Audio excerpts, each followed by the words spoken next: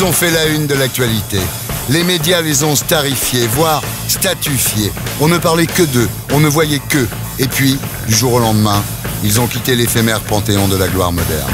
Les projos de l'info ont éclairé ailleurs et le public les a zappés. Aussi vite qu'ils avaient quitté l'incognito, ils sont retournés à l'anonymat.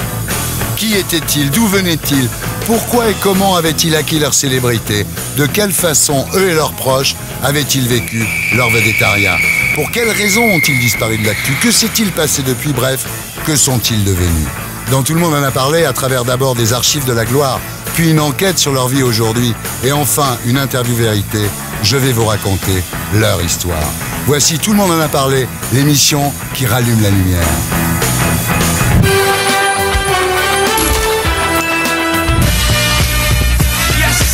Et maintenant, j'accueille Sonia Dubois.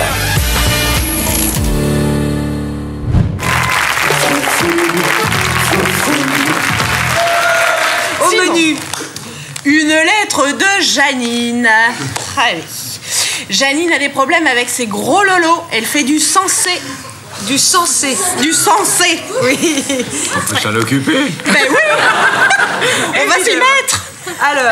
Alors, pas d'homme, pas de sport, pas de fantaisie, rien du tout. Mais c'est plus une vie, c'est un vrai calvaire. Alors, Janine, écoutez-moi. Vous allez relever les épaules, bomber le torse et vous sangler la taille dans une ceinture. Vous avez des seins à faire pâlir d'envie, hein, nos mannequins fil de fer. Alors, puisque vous les avez en obus, comme Marilyn, oui, Jane Mansfield et Lolo Brigida, eh ben vous allez me jeter au feu cette espèce de paire de gants de toilette en tulle blindé. Tout le monde en a parlé à retrouver Sonia Dubois, rive gauche à Paris. Comme chaque matin, l'ex-chroniqueuse emmène son fils Hippolyte à la crèche. Vous savez, dans ma vie, tout est ritualisé depuis que j'ai mon bébé. D'abord, tout se fait à l'heure. Il se réveille tous les jours à la même heure, on prend le biberon à la même heure. Après la télé, le dada de Sonia, aujourd'hui âgée de 48 ans, c'est son enfant. Déposer mon bébé à la crèche, c'est un truc que je fais pour lui, avec la conscience que c'est bien, qu'il faut aller dans la vie, qu'après de toute façon il y aura l'école. Pour moi, c'est une culpabilité abominable. Hippolyte entre de bonnes mains, Sonia retrouve son mari à l'heure du petit déjeuner. Pour eux deux, jeunes parents, tout tourne autour de leur enfant. Quelquefois, c'est pas violent, mais enfin, ça gueule à la maison, hein. On est d'accord sur rien, en gros. Bah, on est du Sud. On est du Sud, voilà. Enfin, toi, t'es du Nord, plutôt. Oui, je suis du Nord du Sud. Fini le rythme un peu froufrou de la télé, Sonia profite désormais de son temps libre pour faire du lèche-vitrine et dévorer les livres de cuisine. Je ne fais absolument pas la cuisine, mais je suis nulle en cuisine, mais une buse, mais une bille. En revanche, j'ai chez moi des bouquins de cuisine, tous plus beaux les uns que les autres, parce que je lis ça ou comme un roman, ou comme un livre d'art. En fin de matinée, retour à l'appartement familial. Ah, voilà les factures. Le pire moment de la journée. Souffle. Il est temps de travailler. Ah, ça, c'est une maison avec un bébé, hein. Il y a du fouillis. On habite au rez-de-chaussée, donc on a l'impression d'habiter dans une petite maison. Et puis Hippolyte a deux petites copines qui ont 7 ans et 3 ans. C'est une fois que vous entendez ça.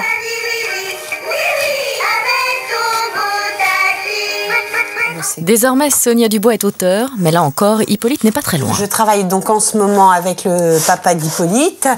On fait des chroniques romancées sur la vie de notre bébé, mais la vie de notre bébé sous l'angle de parents qui ont 50 ans. Après l'écriture, Sonia se consacre à son second métier, ambassadrice pour Jenny Craig, un programme minceur qui comprend à la fois nutrition, forme et bien-être. Pas l'habitude d'être ce qu'on appelle une égérie ou un modèle. Je sais, j'ai conscience que j'emmène derrière moi ces femmes et ces hommes qui ont décidé de m'assir. Ça n'a pas de prix. Nous retrouvons Sonia quelques semaines plus tard, toujours en plein cœur du quartier latin, quartier littéraire. Aujourd'hui, elle se prépare à la lecture d'une pièce avec la metteur en scène Isabelle Ratier. Oh, comment tu vas, ma beauté? Très bien, et toi? Oh bah, quand je te vois, c'est le soleil. Deux petits cafés? Oui. Deux cafés. Deux cafés, deux verres d'eau? Merci beaucoup. Oui. Merci. Avec Sonia, on a fait, c'est comme ça qu'on s'est rencontrés d'ailleurs, Sonia est venue faire les monologues du vagin. Ah, c'était formidable, la rencontre professionnelle et amicale. C'est vrai. Parce qu'il faut, je ne ferai des progrès que si je travaille énormément. Alors, je t'ai fait les deux que tu m'avais demandé. La sortie au théâtre et la lettre d'amour qui est quand même... La lettre d'amour qui est quand même extraordinaire. Extraordinaire. La lettre d'amour, Munich, le 33 janvier 1925 et demi. Voilà. Cher. Les mains en pleurs. Je prends dans mes mains mon porte-plume et je t'écris. C'est bien. Tu vas la faire. Essaye de faire... en fait, fais plus encore suivre le sens. Mains en pleurs, je prends mon porte-plume et je t'écris. Je t'écris. Mais mets-le à l'intérieur. Hein, ah oui, d'accord. C'est encore plus simple que ça. Hein. On se dit au revoir, ma puce. Bonne mise en scène. Auteur, égérie, actrice et maman. Je m'en vais chercher mon petit garçon à la crèche, on vient jouer là. Allez, ciao. Sonia pourrait également très bientôt monter sur scène pour un one-woman show. Et maintenant, la lumière sera l'une sur Sonia Dubois. Bienvenue sur le plateau de Tout le monde en a parlé. Merci Thierry. Alors Sonia, vous êtes née le 20 octobre 1963 à Cambrai, oui.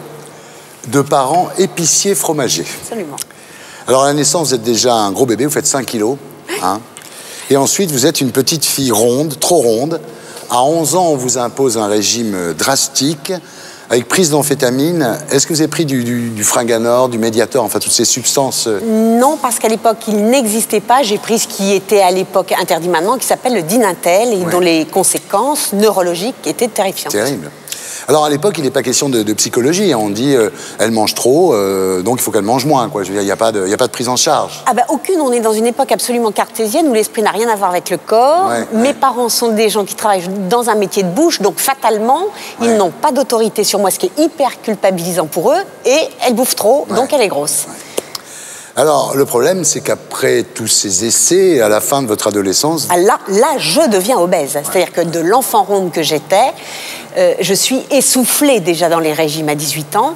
Et là, ça va devenir tragique. Enfin, tragique, oui, un peu.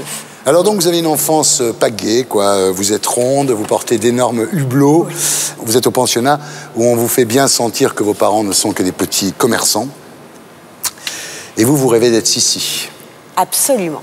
Qu'est-ce que tu veux faire quand tu seras grande, Sonia? Je veux être Sissi. Parce qu'en plus, j'avais un cheveu sur la langue. Oui. C'est vrai que même avec vos kilos, vos lunettes, votre appareil dentaire et votre cheveu sur la langue, quand vous vous regardez dans la glace, vous vous dites, quand je serai grande, je serai connue. Je pense que Simone Signoret avait raison quand elle disait « Je mets au défi une seule petite fille au monde à 5 ans de dire autre chose que je veux être connue, et connue au sens, pas connue comme maintenant, mais vedette de cinéma. Alors à 15 ans, vous rêvez d'être espionne. Vous partez apprendre le russe à Valenciennes. Et puis vous lancez dans les études de philo. Et c'est pendant ces études de philo qu'en jouant les animatrices sur Radio Arc-en-Ciel, une station locale de Lille, vous tombez amoureuse de Christophe, qui est le régisseur de la station de radio, en fait. Tout à fait, qui lui est aussi myope que moi, plus brillant quand même, parce qu'il a fait sup-spé, intégré une grande école, et je trouve ce garçon brillant, et ça me séduit. Et voilà, en 1985, vous avez 22 ans, vous vous mariez tous les deux à Cambrai, et à l'époque, vous dites le divorce est une chose absolument inenvisageable pour moi, donc vous êtes vraiment mariés pour la vie, quoi. Là, vous quittez le Nord pour Paris. Vous venez faire votre doctorat de philo. C'est assez trapu parce que votre thèse, c'est le concept d'unité chez Lévinas et Derrida. Enfin, c'était l'unité et justement ce qui n'était pas l'unité, parce que l'un et l'autre ont travaillé justement sur l'éparpillé et l'unité. Oui, comme vous dites. Mais alors, vous raterez l'agrégation parce que vous êtes passionné de mode, vous préférez courir les défilés avec vos amis stylistes. C'est vrai. Très, très branchés mode. C'est vrai. Et là, en attendant, vous vous lancez dans le journalisme, enfin le journalisme, vous faites le courrier des lecteurs. À Télécassette et à TV Câble Hebdo. Et là, un jour, dans une fête du Beaujolais Nouveau, à Montmartre, vous croisez Nathalie Cotte du magazine Glamour, qui vous demande de participer à une séance photo pour son magazine sur les rondes. Voilà. Et là, Christine Bravo tombe sur Glamour. Miracle. Vous êtes invité dans l'avant-dernière émission de Merci et encore bravo. Et puis, vous êtes engagé pour Froufrou. Et voilà. Ça, c'est le miracle. Ah, ça, c'est extraordinaire. Ouais. C'est vrai. Alors au début, vous faites un peu le courrier des lecteurs dans Froufrou, mais après vous faites la mode. Et moi, je me souviens de vous, voilà, vous vous appeliez Gauthier, pour vous c'était Jean-Paul, quoi. Oui. C'était tous vos amis, vous les connaissiez? C'était extraordinaire parce que je les regardais, Thierry, avec ce regard de petite fille de province qui a la chance de les rencontrer. Et j'étais à la fois admirative de leur travail, parce que ce sont vraiment des artistes, et admirative de ma situation, c'est-à-dire d'avoir eu la chance de pouvoir les côtoyer. Ouais, c'est un rêve. Hein. Oui, c'est un rêve. Alors là, vous devenez star, l'émission est un gros carton, faut dire, hein, c'est énorme. C'est arrivé assez vite, finalement, votre célébrité, non? Bah, Thierry, on fait la première émission, j'y suis pas, parce que vraiment, c'était pas montable, ni montrable. La deuxième, et je crois qu'à la quatrième, toutes les filles... On était connus, ça y était. Il y avait la jolie, la ceci, la pro, l'écriture, celle qui avait une plume, et la grosse. Et voilà. C'était reparti. Et c'est voilà. Quelle a été la réaction de votre entourage à ce moment-là? Alors, ma mère et mon frère étaient absolument ravis, mais avec ce ravissement naïf des gens chez qui il y en a un qui réussit. Papa était foudrage parce qu'il trouvait que je ressemblais à un de ces personnages de cinéma italien qu'il déteste et il voulait pas du tout que je donne cette image-là de moi. C'est-à-dire que mon père me rêvait vraiment aux 20h. Aux 20h. Ah, si tu fais de la télé, c'est pour faire le 20h, c'est un minimum. Donc cette petite gaudriole ne le... C'était pas très... Non, il a mis du temps. Et puis un jour, je me suis aperçue que de tous, c'était lui qui découpait les articles de journaux, les photos, tout ça, sans jamais en parler. Et Christophe, il a réagi comment, votre mari? Christophe, je crois qu'il a été prodigieux. Prodigieux de retenue, de maîtrise, de recul. Et en même temps, je crois que c'est quelqu'un qui, 20 ans durant, et avec le recul du temps maintenant, je comprends, ça use, m'a poussé toujours. Seulement pour pousser quelqu'un, il faut de l'énergie, beaucoup. Il faut faire abstraction de soi-même aussi. En plus. Alors, quelles ont été vos relations avec les médias à l'époque? Tout ce qui était populaire, sympa, j'adorais. Il y a eu un peu de choses trash que j'ai moins aimées. On a cherché des choses pas très jolies. Et puis, il y avait un truc qui était quand même... qui a eu raison de moi, d'ailleurs, parce que j'étais jeune et je ne connaissais rien à l'affaire. On a cherché à monter les filles les unes contre les autres. Oui, bien sûr, bien sûr. Ça, c'était vraiment pas bien. Votre vie privée a souffert de votre médiatisation? Je crois, Thierry, que j'en ai pas eu. J'en ai pas eu. Ça m'a... la médiatisation si jeune, pour quelqu'un qui n'y était absolument pas fait, était très inhibante. En fait, j'en ai pas eu. Je pensais que c'était tellement essentiel, que c'était tellement important, que j'ai tout donné, vraiment. Vraiment, j'en ai pas eu. J'ai raté ça. Votre vie privée? Oui, j'ai été bouffée complètement. Alors, l'aventure Froufrou vous a rapporté un peu d'argent quand même, non? Ah bah oui, je veux. Surtout qu'en même temps, je fais RTL. Bah oui. Vous en avez gardé un peu? J'avais gardé un peu de choses jusqu'à mon divorce. Alors, le meilleur moment de cette époque Froufrou, disons, c'est quoi? La liberté. La liberté d'avoir Thierry Ardisson et Christine Bravo en face de moi qui me disent, d'abord qui me disent OK pour le faire. C'était pas gagné d'avance. OK pour être déguisé, OK pour faire un faux. Enfin, c'était totalement burlesque. Il y avait des moments fous. Quand même délirant. Et cette liberté, cet envol-là, c'est merveilleux, c'est magique. Le pire moment de l'époque, c'était quoi? Elles n'ont pas forcément été gentilles. Oui, c'était très dur, Thierry, vraiment. Alors, évidemment, à l'époque, vous êtes extrêmement populaire parce que vous êtes la première grosse dame que les gens voient dans le poste. Ce qu'il faut dire, c'est que c'était avant Marianne James, avant Boccolini, avant Damido. Vous étiez la première qu'on mettait à la télé, quoi. J'ai été la première... Il y a eu un premier noir, il y a eu une première beurette, et ben il y a eu une première grosse. C'est ça. Voilà, dans les minorités visibles, j'ai été la première. Mais oui, Thierry. Et pourquoi ça s'est arrêté, Bravo et vous? Oh, ben, je vais vous le dire. Alors, c'est bêta comme tout. Guy Job, à l'époque, réalise une émission pour TF1, qui est donc notre concurrent direct, qui s'appelle Histoire d'en rire, et je vais raconter une blague, et je le dis pas. Et je le dis pas. Et Bravo me dit, mais t'es qui? T'es qui pour pas me dire que tu... Oh, et ça monte, et ça explose. Enfin, ça dure 10 secondes, en fait. Et ça s'est passé comme ça. Et ça s'est passé comme ça.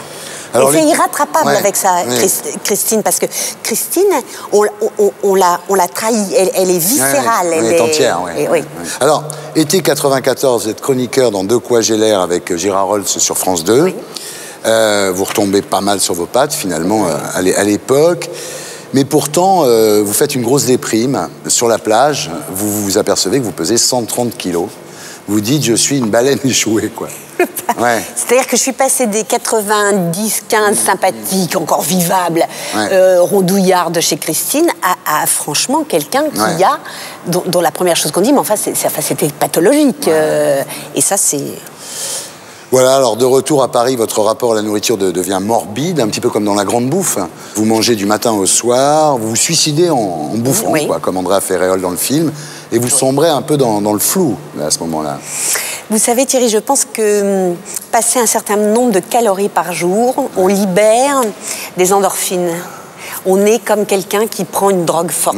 D'ailleurs, c'est une addiction, c'est une drogue effroyable parce que c'est comme l'alcool, on en trouve à tous les coins de rue. C'est ça le problème, bien sûr. Et ça coûte moins cher que les drogues dites chic. Et je vis, d'abord je vis couchée la plupart du temps et je ne fais que manger et tout m'arrive comme un écho. Le monde m'arrive comme un écho. On perd ses sens, vous savez. C'est là que vous vous souvenez du conseil d'un ami attaché de presse qui vous avait dit « Tu devrais essayer la clinique Perfect Line ». Voilà. Alors vous arrivez à la clinique, aux Champs-Élysées, vous dégoulinez évidemment, parce que vous pesez 130 kilos, vous êtes en nage, quoi. Et vous expliquez au toubib que vous voulez perdre 60 kilos, c'est-à-dire la moitié de votre poids, c'est pas rien quand même. Hein. C'est plus que le poids de beaucoup de femmes, 60 kilos. Ouais, c'est ça. Au départ, tout le monde me dit, écoutez, perdez-en 30, revenez déjà dans pas une normalité, mais enfin quelque chose de vivable pour vous, et puis on verra. En 95, l'objectif est atteint, oui. Mais alors que vous revenez à la télé, une question vous tourmente, comment va réagir le public en voyant la nouvelle Sonia Dubois? La Sonia Dubois mince, presque maigre, et vous dites, je devais bientôt me rendre compte que quelque chose était cassé, quoi.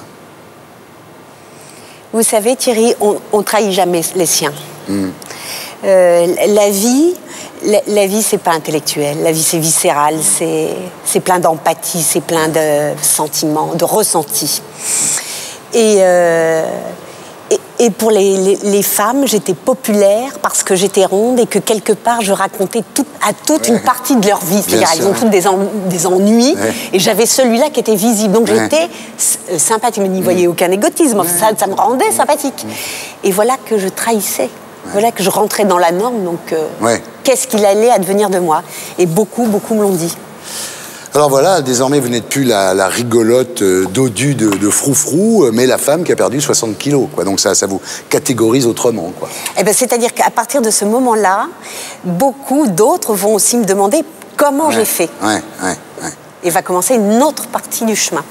Alors voilà, ensuite vous referez de la télé, mais disons jamais avec le même succès que Froufrou. Vous passez beaucoup de temps à l'étranger aussi à l'époque, ce qui n'arrange rien, ce qui n'aide pas, parce que vous expatriez à cause du travail de votre mari, Christophe. Et puis en 2006, c'est le coup de grâce, après 23 ans de vie commune, Christophe vous met à la porte. Ah, ça a été raide. Ça a été violent, très très violent. Je crois sincèrement qu'on s'en remet jamais. Non. On continue, mais on s'en remet pas. Puis avec des mots en plus qui sont...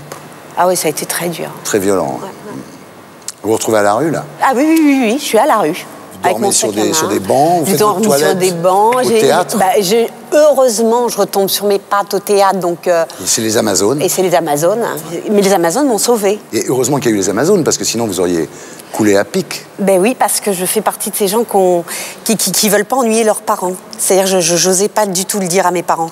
Mais je me demande ce que je serais devenue. Et vos parents n'ont rien su? Mes parents ont su que j'allais bien quand je suis allée mieux. D'accord. Mais non, ils n'ont pas su. Vous leur avez épargné ça? Oui. Alors, ce qui ne va rien arranger, c'est votre participation à une émission de télé-réalité de TF1 qui s'appelle « Je suis une célébrité, sortez-moi de là ». Et c'était dans la jungle guyanaise, non? Nous étions au Brésil, à côté de Teresópolis. Oui.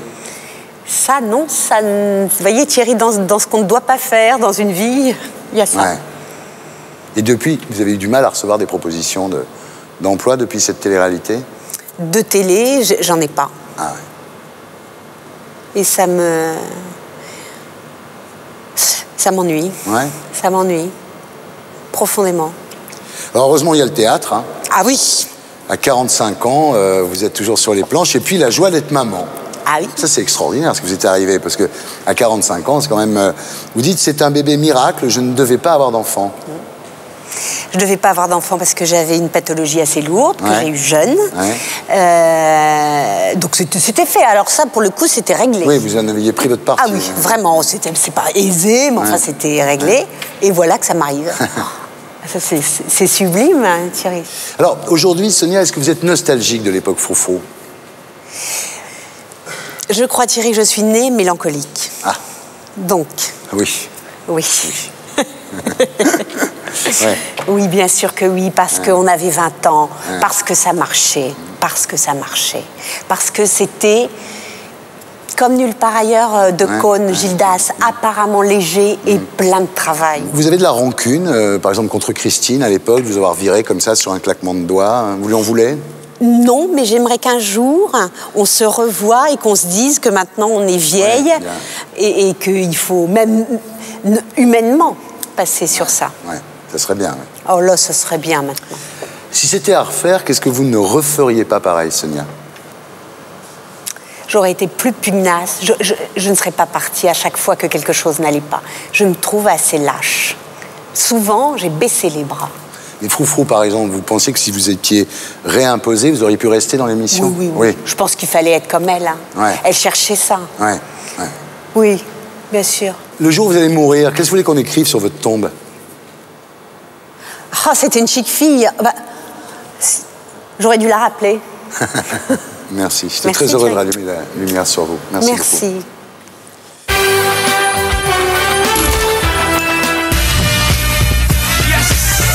J'accueille Christophe Rocancourt.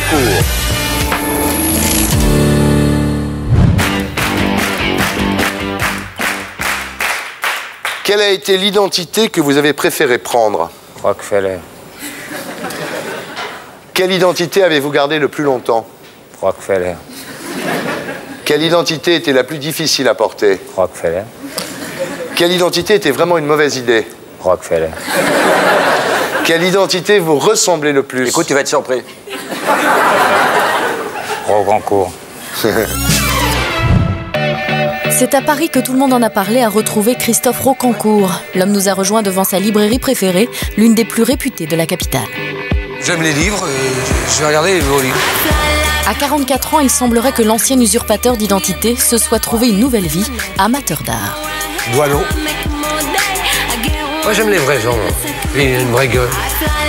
Après avoir passé plus de 12 ans en prison, Christophe Rocancourt entend bien ne pas sombrer dans l'anonymat et va maintenant se lancer dans le cinéma, presque par facilité. Je crois que je vais m'orienter dans la carrière d'acteur.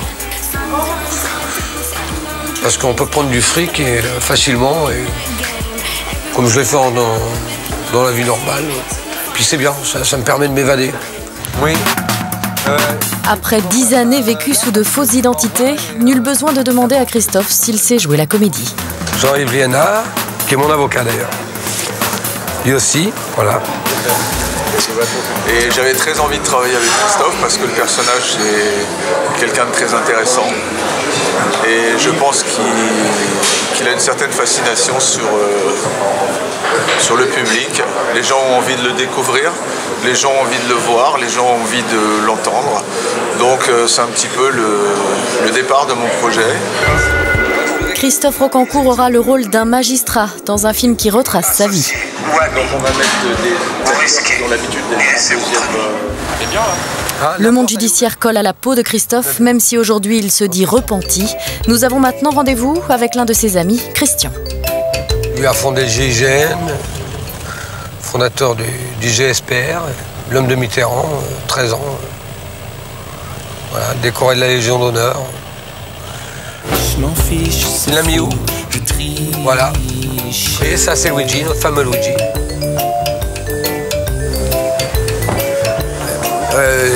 Tu vas bien? Donc voilà, l'intégrité.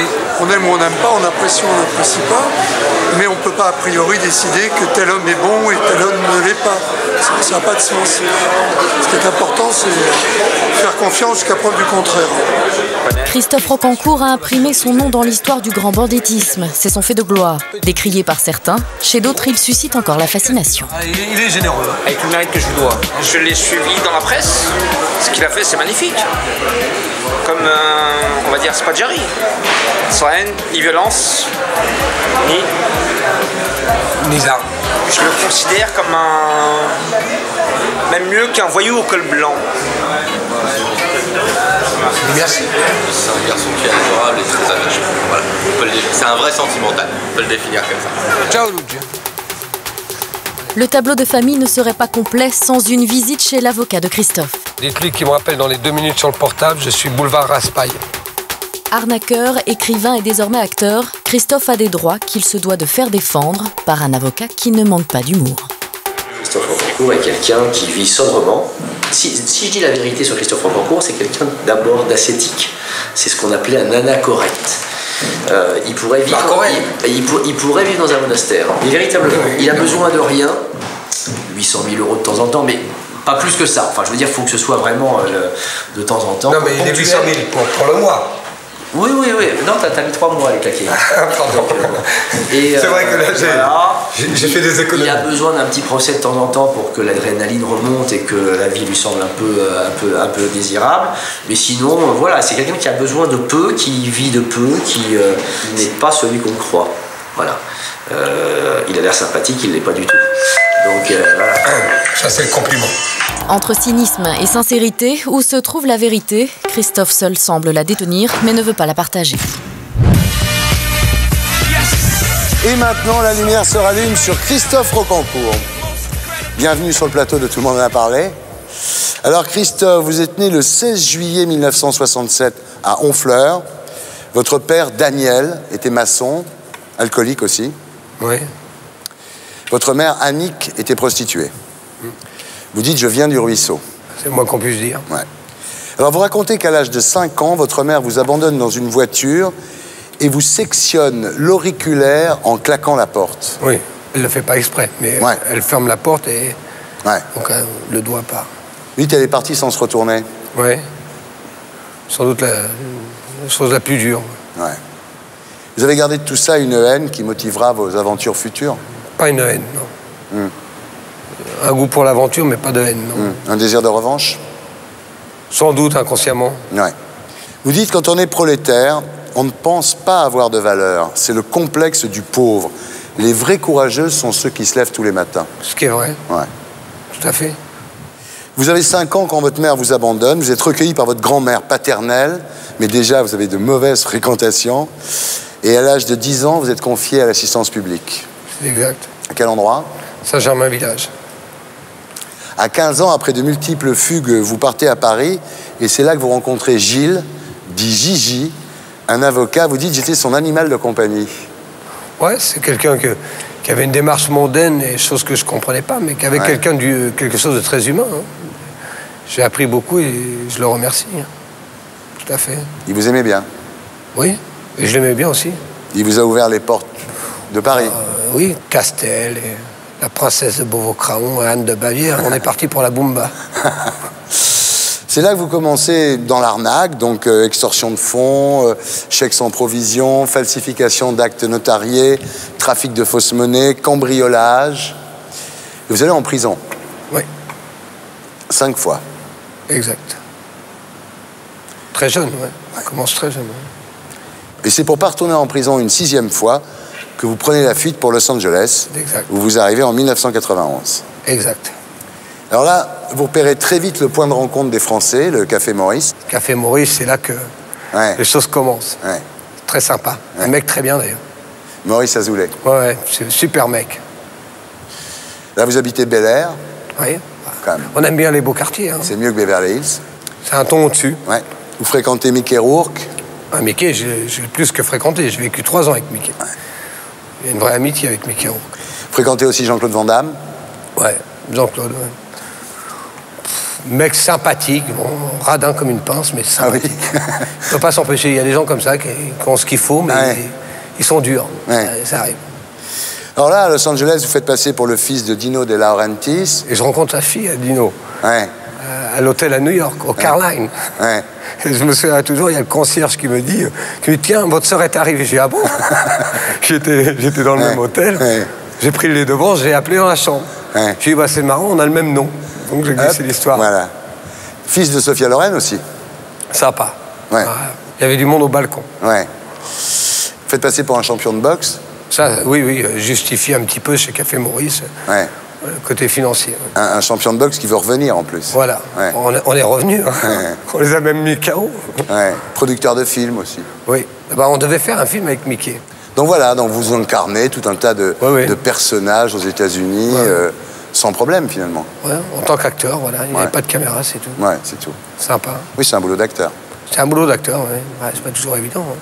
Et c'est vous qui inventez les scénarios aussi. Ah, c'est ça qui est bien. C'est ça qui est dur. Maintenant, on peut le faire en réel. Ouais. Alors à ce moment-là, vous faites un enfant à une playmate. Oui, Pia, qui était la compagne de Steven Seagal. L'enfant s'appelle Zeus. Zeus, oui. L'enfant va bien? L'enfant va bien, il est beau. Bon. Et là, vous arnaquez Paul Naref. Arnaque, si on veut, on va à Las Vegas. Je crois qu'à l'époque, je perds 150 000 $. Polo est à côté. Il a des jetons, je lui demande, il m'en donne, voilà. Ouais. Et l'histoire se fait comme ça, mais bon, il n'y a pas une arnaque dans le sens... Non, c'est juste... Moi, j'ai toujours assumé les arnaques. Si j'ai arnaqué, je dis oui, mais bon. Mais pareil, Paul Naref, très grand musicien, mais grand con dans la vie. Ah oui. Il est con. Il y a des gens comme ça. Hein. En fait, on peut dire ça de moi, et je l'assumerai, mais c'est un mec qui est pathologiquement... con. Il faut juste qu'il joue du piano. Il ne faut pas qu'il fasse autre chose. En fait, vous ne l'avez pas arnaqué, Paul Naref. Vous l'avez juste pas remboursé ce que vous avez. On a joué au poker ensemble à Las Vegas. Je crois que la grande souffrance de Paul Naref, c'est de ne pas être connu aux États-Unis. Ce qui était mon inverse. J'étais connu là-bas, pire. C'est ça qui est encore plus dur, sans doute. Voilà. Alors après, vous quittez Los Angeles pour New York. Là, vous faites passer pour un héritier Rockefeller. Oui. On prend des hélicoptères, on va dans le Hampton, on s'amuse un peu. Ouais. Là, c'est les bons moments. C'est New York, ville extraordinaire. Ouais. Et au Canada, vous faites passer pour Michael Van Hoven, le pilote de Formule 1. Oui, sur les Ferrari. Oui. Voilà. Ça, c'est sympa. Je rencontre un client à l'époque. Donc, voilà. En cavale, hein. Je suis déjà en cavale. Déjà. Ouais. Justement, à force de jouer au chat et à la souris avec la police, ça se termine un jour. Il y a la trappe. En 2000, vous faites serrer. 50 tôles. Ouais. Et puis pas n'importe où. Non. Je fais le pénitencier le plus dur, le Westburg, USP. Je fais Atlanta, Georgia. Très dur. Haute sécurité, donc pas sympa, quoi. Ouais. Rien à voir avec la France. L'Amérique, elle est violente et brutale. Ouais. En France, il y a encore un petit peu d'humain. C'est vrai. Alors là, pour votre défense, vous dites, je n'ai jamais forcé personne à croire au personnage que j'incarnais. Voilà, la connerie n'a pas de prix. Et j'avais dit une fois dans 16 Minutes, lorsqu'on avait fait un interview, j'ai dit, si je vous demande de prendre votre cravate et que vous me la prêtez, et après que je vous la rends pas, je vous ai menti, mais je vous ai pas volé. Ouais. Il y a quelque chose d'assez miraculeux dans l'histoire. C'est-à-dire que lorsqu'on vous donne, si on vous donne 1000 €, on peut dire effectivement, il peut y avoir une arnaque. Mais quand on joue sur 200, 300, 1 million, quelqu'un qui vous amène 300 000 € en cash ou 1 million en cash, il y a quelque chose d'illégal dans la base. On fait un chèque où on dit, voilà, non mais... Ouais. D'ailleurs, j'ai jamais eu de victime lors de mon procès, ce qui est assez troublant. Alors, vous avez fait 12 ans de prison quand même, hein? Oui. J'étais un mauvais étudiant. Hein. Je n'avais pas compris la leçon très vite. Ouais. Et c'est en prison que vous prenez conscience de votre notoriété aux États-Unis, NBC, le New York Times, Vanity Fair. Vous êtes une star aux États-Unis à ce moment-là. Ouais. L'Amérique a aimé l'histoire. D'ailleurs, c'est ce qui m'a aidé dans mon jugement, parce que sinon j'aurais pris... 20 ans. Ah non, beaucoup plus. J'avais 11 comptes, donc j'aurais pris par 5, voilà, j'aurais pris 60 ans. Mais j'avais le public américain qui aimait l'histoire. Donc je n'ai pas subi, que ce soit les médias, c'était toujours des titres, le Playboy, c'était sympathique. Ouais. Donc il y a eu une bonne ambiance. Vanity Fair, on avait fait 14 pages. La France a percuté beaucoup plus tard. Ouais. C'est l'Amérique qui me découvre. Justement, vous commencez à écrire, moi, Christophe Roccancourt, orphelin, Playboy et tolard, aux États-Unis, en prison. Et c'est lorsque vous arrivez en France, après votre libération en 2005, qu'on prend conscience de ce que vous êtes, de qui vous êtes, alors qu'aux États-Unis, vous êtes déjà extrêmement connu. Oui, je fais la première page du New York Times. Alors là, Thomas Langman, vous portez votre vie à l'écran. C'est Oui. votre pote, Thomas. Thomas, c'est mon pote, c'est quelqu'un qui vient me voir en prison. Et c'est pas le producteur, c'est pas le fils de Claude Berry, c'est l'homme qui est intéressant. Moi, mon rapport avec lui, ce n'est pas un rapport de producteur, c'est un rapport d'ami. Il venait me voir en prison. Lorsque je sors de prison, c'est lui qui m'aide. Qui est vraiment, donc il y a une vraie amitié, c'est quelqu'un qui est profond, qui a, à mon sens, qui a de vraies souffrances et qui est profond. Ensuite, vous faites un enfant et une Miss France, Sonia Rolland. L'enfant va bien? Elle est magnifique, elle est superbe. C'est mon grand amour. Voilà. Avec Sonia, c'est un peu plus compliqué. Il y a des êtres qui n'auraient jamais dû être ensemble. Mais bon, vous savez, tout le monde a le droit de... Voilà, vous savez, les histoires de... C'est pas, à mon sens, c'est pas très important. Ce qui est important, c'est Tess. Quelles ont été les réactions de votre entourage à ce moment-là? Alors, ce qui est marrant, même aujourd'hui, c'est qu'il n'y a jamais eu d'animosité. Que ce soit dans la rue, que ce soit les gens, que ce soit les banlieues, que ce soit le rap qui a chanté sur moi. Mais moi, j'ai un rapport humain avec les gens, donc ils m'ont rendu très bien. Les gens, j'ai jamais eu de... Je peux pas dire, je suis chanceux, je crois. Votre père était déjà mort à l'époque? Oui, mon père mort quand je rentre aux États-Unis. C'est assez drôle comme paradoxe. Bizarre, Vous lui portez respect 4 à 5 fois par mois à Lisieux? J'en reviens il y a 3 jours. Tiens. Vous allez toujours sur la tombe de votre père? Je trouve qu'il y a quelque chose de... Je pense qu'il y a des valeurs qu'on doit garder. Je pense qu'il aurait rigolé de voir ce que je suis devenu. Et ça, j'en suis content. Alors votre mère, vous lui parlez plus en revanche? J'ai jamais reparlé. Je crois que Dieu nous enlèvera. On se parlera pas. Elle est toujours vivante? Oui, tout à fait. Vous lui parlez pas? Non. J'ai aucune animosité. J'ai le respect du fait qu'elle m'a porté vie, mais ça s'arrête là. Avec les médias, donc, quelles ont été vos relations à l'époque? De bonnes relations. Que ce soit avec Denisot, de Mézières. Toujours, j'ai jamais laissé, je me suis jamais laissé porter. Moi, je fais mes choix. Je suis quelqu'un qui prend ses convictions et ses choix. Si je suis là, c'est que j'ai envie d'être là. Mais je dis pas oui à tout. Je suis pas dans la boulimique médiatique. Ça vous a rapporté de l'argent? J'ai vendu beaucoup quand même. Je suis quelqu'un qui, bon voilà, Orphelin Playboy Tolar, c'est vendu à 150 000 quand même.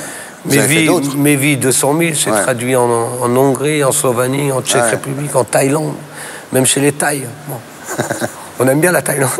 Sur le plan amoureux, ça vous a aidé, cette notoriété? Je crois que j'ai jamais eu de grands soucis avec. Mais vous en avez eu beaucoup quand même. Oui, énormément. Mais j'espère en avoir encore. C'est tout le mal qu'on vous souhaite. Quel a été le meilleur moment de cette époque-là? Moi, je ne vis pas dans la nostalgie ou du temps. Je pense que je suis plus construit aujourd'hui. Il y a un côté où plus on devient, je pense qu'on fait les vrais choix et que ce soit des choix de conviction. Quel a été le pire moment de l'époque? Celle-là, elle serait facile. C'est quoi? Mauvaise rencontre au mauvais moment. Ah ouais? Avec qui? Voilà. Vous devinez? Sonia? C'était... je sais pas ce qui m'est arrivé. Ah ouais. Il y a 2 mondes qui ne doivent pas se croiser. Donc aujourd'hui, vous n'êtes pas nostalgique de cette époque? Non. Pas du tout? Je suis bien aujourd'hui, je suis bien demain. Moi, je suis dans la construction. Ça n'a pas d'intérêt. Ce qui est important, c'est ce qu'on vit. Et si c'était à refaire, qu'est-ce que vous ne referiez pas pareil? Je me serais arrêté avant. J'ai pris ça trop comme un jeu. C'est-à-dire que je me suis éclaté, j'en étais mort de rire. Donc, je suis parti dans une spirale, parce que l'argent, à un moment, il y en a assez. Mais c'était le jeu qui m'amusait. C'était la connerie humaine. L'humain m'intéresse, moi. C'est mon grand défaut, d'ailleurs. Ça vous aurait évité les 12 ans de tôle, quand même? Oui, puis d'être un mauvais père. De ne pas être là pour mes enfants. Si j'ai un échec, c'est celui-là, moi. Mon fils, je ne l'ai pas vu grandir. Il a grandi à New York. Ma fille, avec le mannequin de chez Ford, elle est née, je rentrais en prison. Il n'y a que Tess. Donc, effectivement, aujourd'hui, on est un peu plus... Vous vous rattrapez. Le jour où vous allez mourir, qu'est-ce que vous voulez qu'on écrive sur votre tombe, Christophe? Que la folie continue. Merci. Je suis très heureux de rallumer la lumière sur vous. Merci. Merci.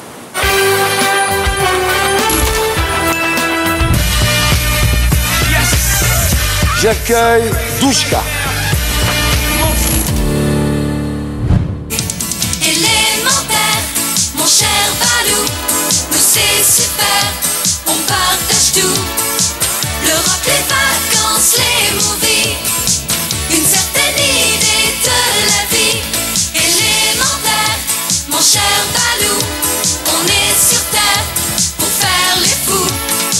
C'est ce que tu chantes, c'est ce que tu dis. Et j'adore ta philosophie. Tout le monde en a parlé à retrouver Douchka Esposito à Marseille, où elle s'est installée depuis peu avec sa famille. Chez moi, rentrée. Gianni, tu descends, tu viens. Si cet après-midi c'est l'effervescence chez l'ancienne ambassadrice française de Disney, c'est que ce soir elle a un concert avec ses anciennes peluches des débuts. Sa fille et ses 2 fils la suivent dans toutes ses aventures. Je les mets un petit peu à contribution, ils sont cool. Ils savent le prix de ce métier, ils connaissent les tenants et les aboutissants par cœur, puisque bon, ils me suivent depuis toujours. On prend la chienne? Allez, c'est parti. Avant de se rendre sur le lieu de son concert pour les répétitions, Douchka nous emmène faire un tour sur la corniche. Oh, la mer, c'est très important. Je trouve que franchement, c'est une décompression rien que de la regarder. En sa compagnie, nous allons visiter la maison de pêcheurs qui appartient à sa mère, l'actrice Pascale Petit. Je viens souvent là me baigner parce que l'eau est claire, c'est plus isolé, c'est plus sauvage, c'est plus sympa. La vue est formidable, il y en a qui se baignent, elle doit être bonne. C'est mignon, hein? Ouais. C'est notre petit havre de paix et notre petite baraque de pêcheurs. Douchka et ses enfants se rendent maintenant à Verquières. C'est dans la salle des fêtes de cette commune à 70 km de Marseille qu'elle va se produire ce soir. Tu vas bien? Et toi, Alain? Ça va. 2 très jeunes fans de Douchka viennent la saluer. Ils sont trop beaux. C'est pas tout à fait la même couleur, mais c'est les cheveux de princesse, ça. Tu es belle. À l'heure des répétitions, Douchka interprète une chanson de son père, le poète Gianni Esposito.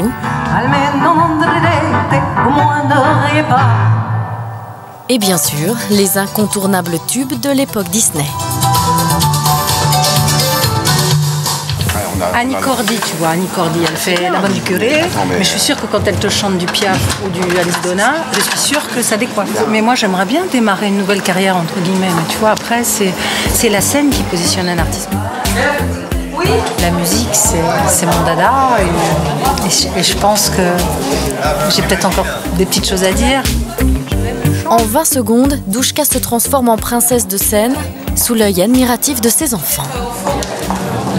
Elle est sexy, la maman. Ouais, elle est belle. Pendant le passage des autres chanteurs et groupes de la soirée, Douchka, en coulisses, se prépare et se fait dorloter par l'un de ses fils. Douchka Esposito. Le grand moment est enfin arrivé et le répertoire est éclectique. Je ne sais plus pourquoi je t'aime. Regarde bien, je ne suis pas la femme que tu voyais pour moi. Quand s'aimer ne répond plus, cœur impur, qu'importe le vent.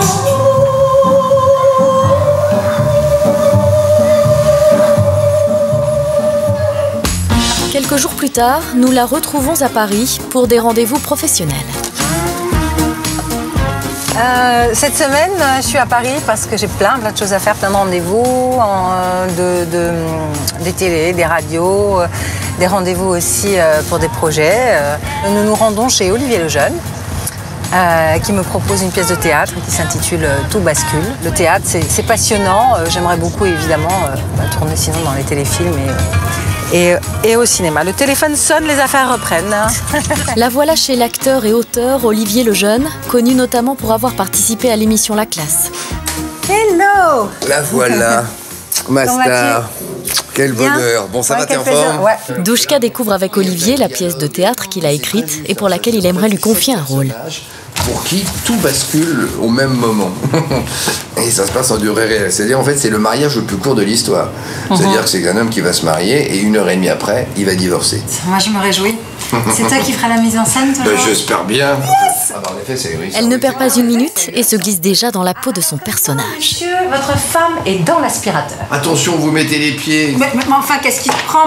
Mais lâche-moi, voyons. On va montrer ça. Aujourd'hui, Douchka Esposito veut être une artiste complète et populaire. Et pour celle qui, il y a 25 ans, brillait au firmament des spectacles pour enfants, les portes semblent s'ouvrir à nouveau.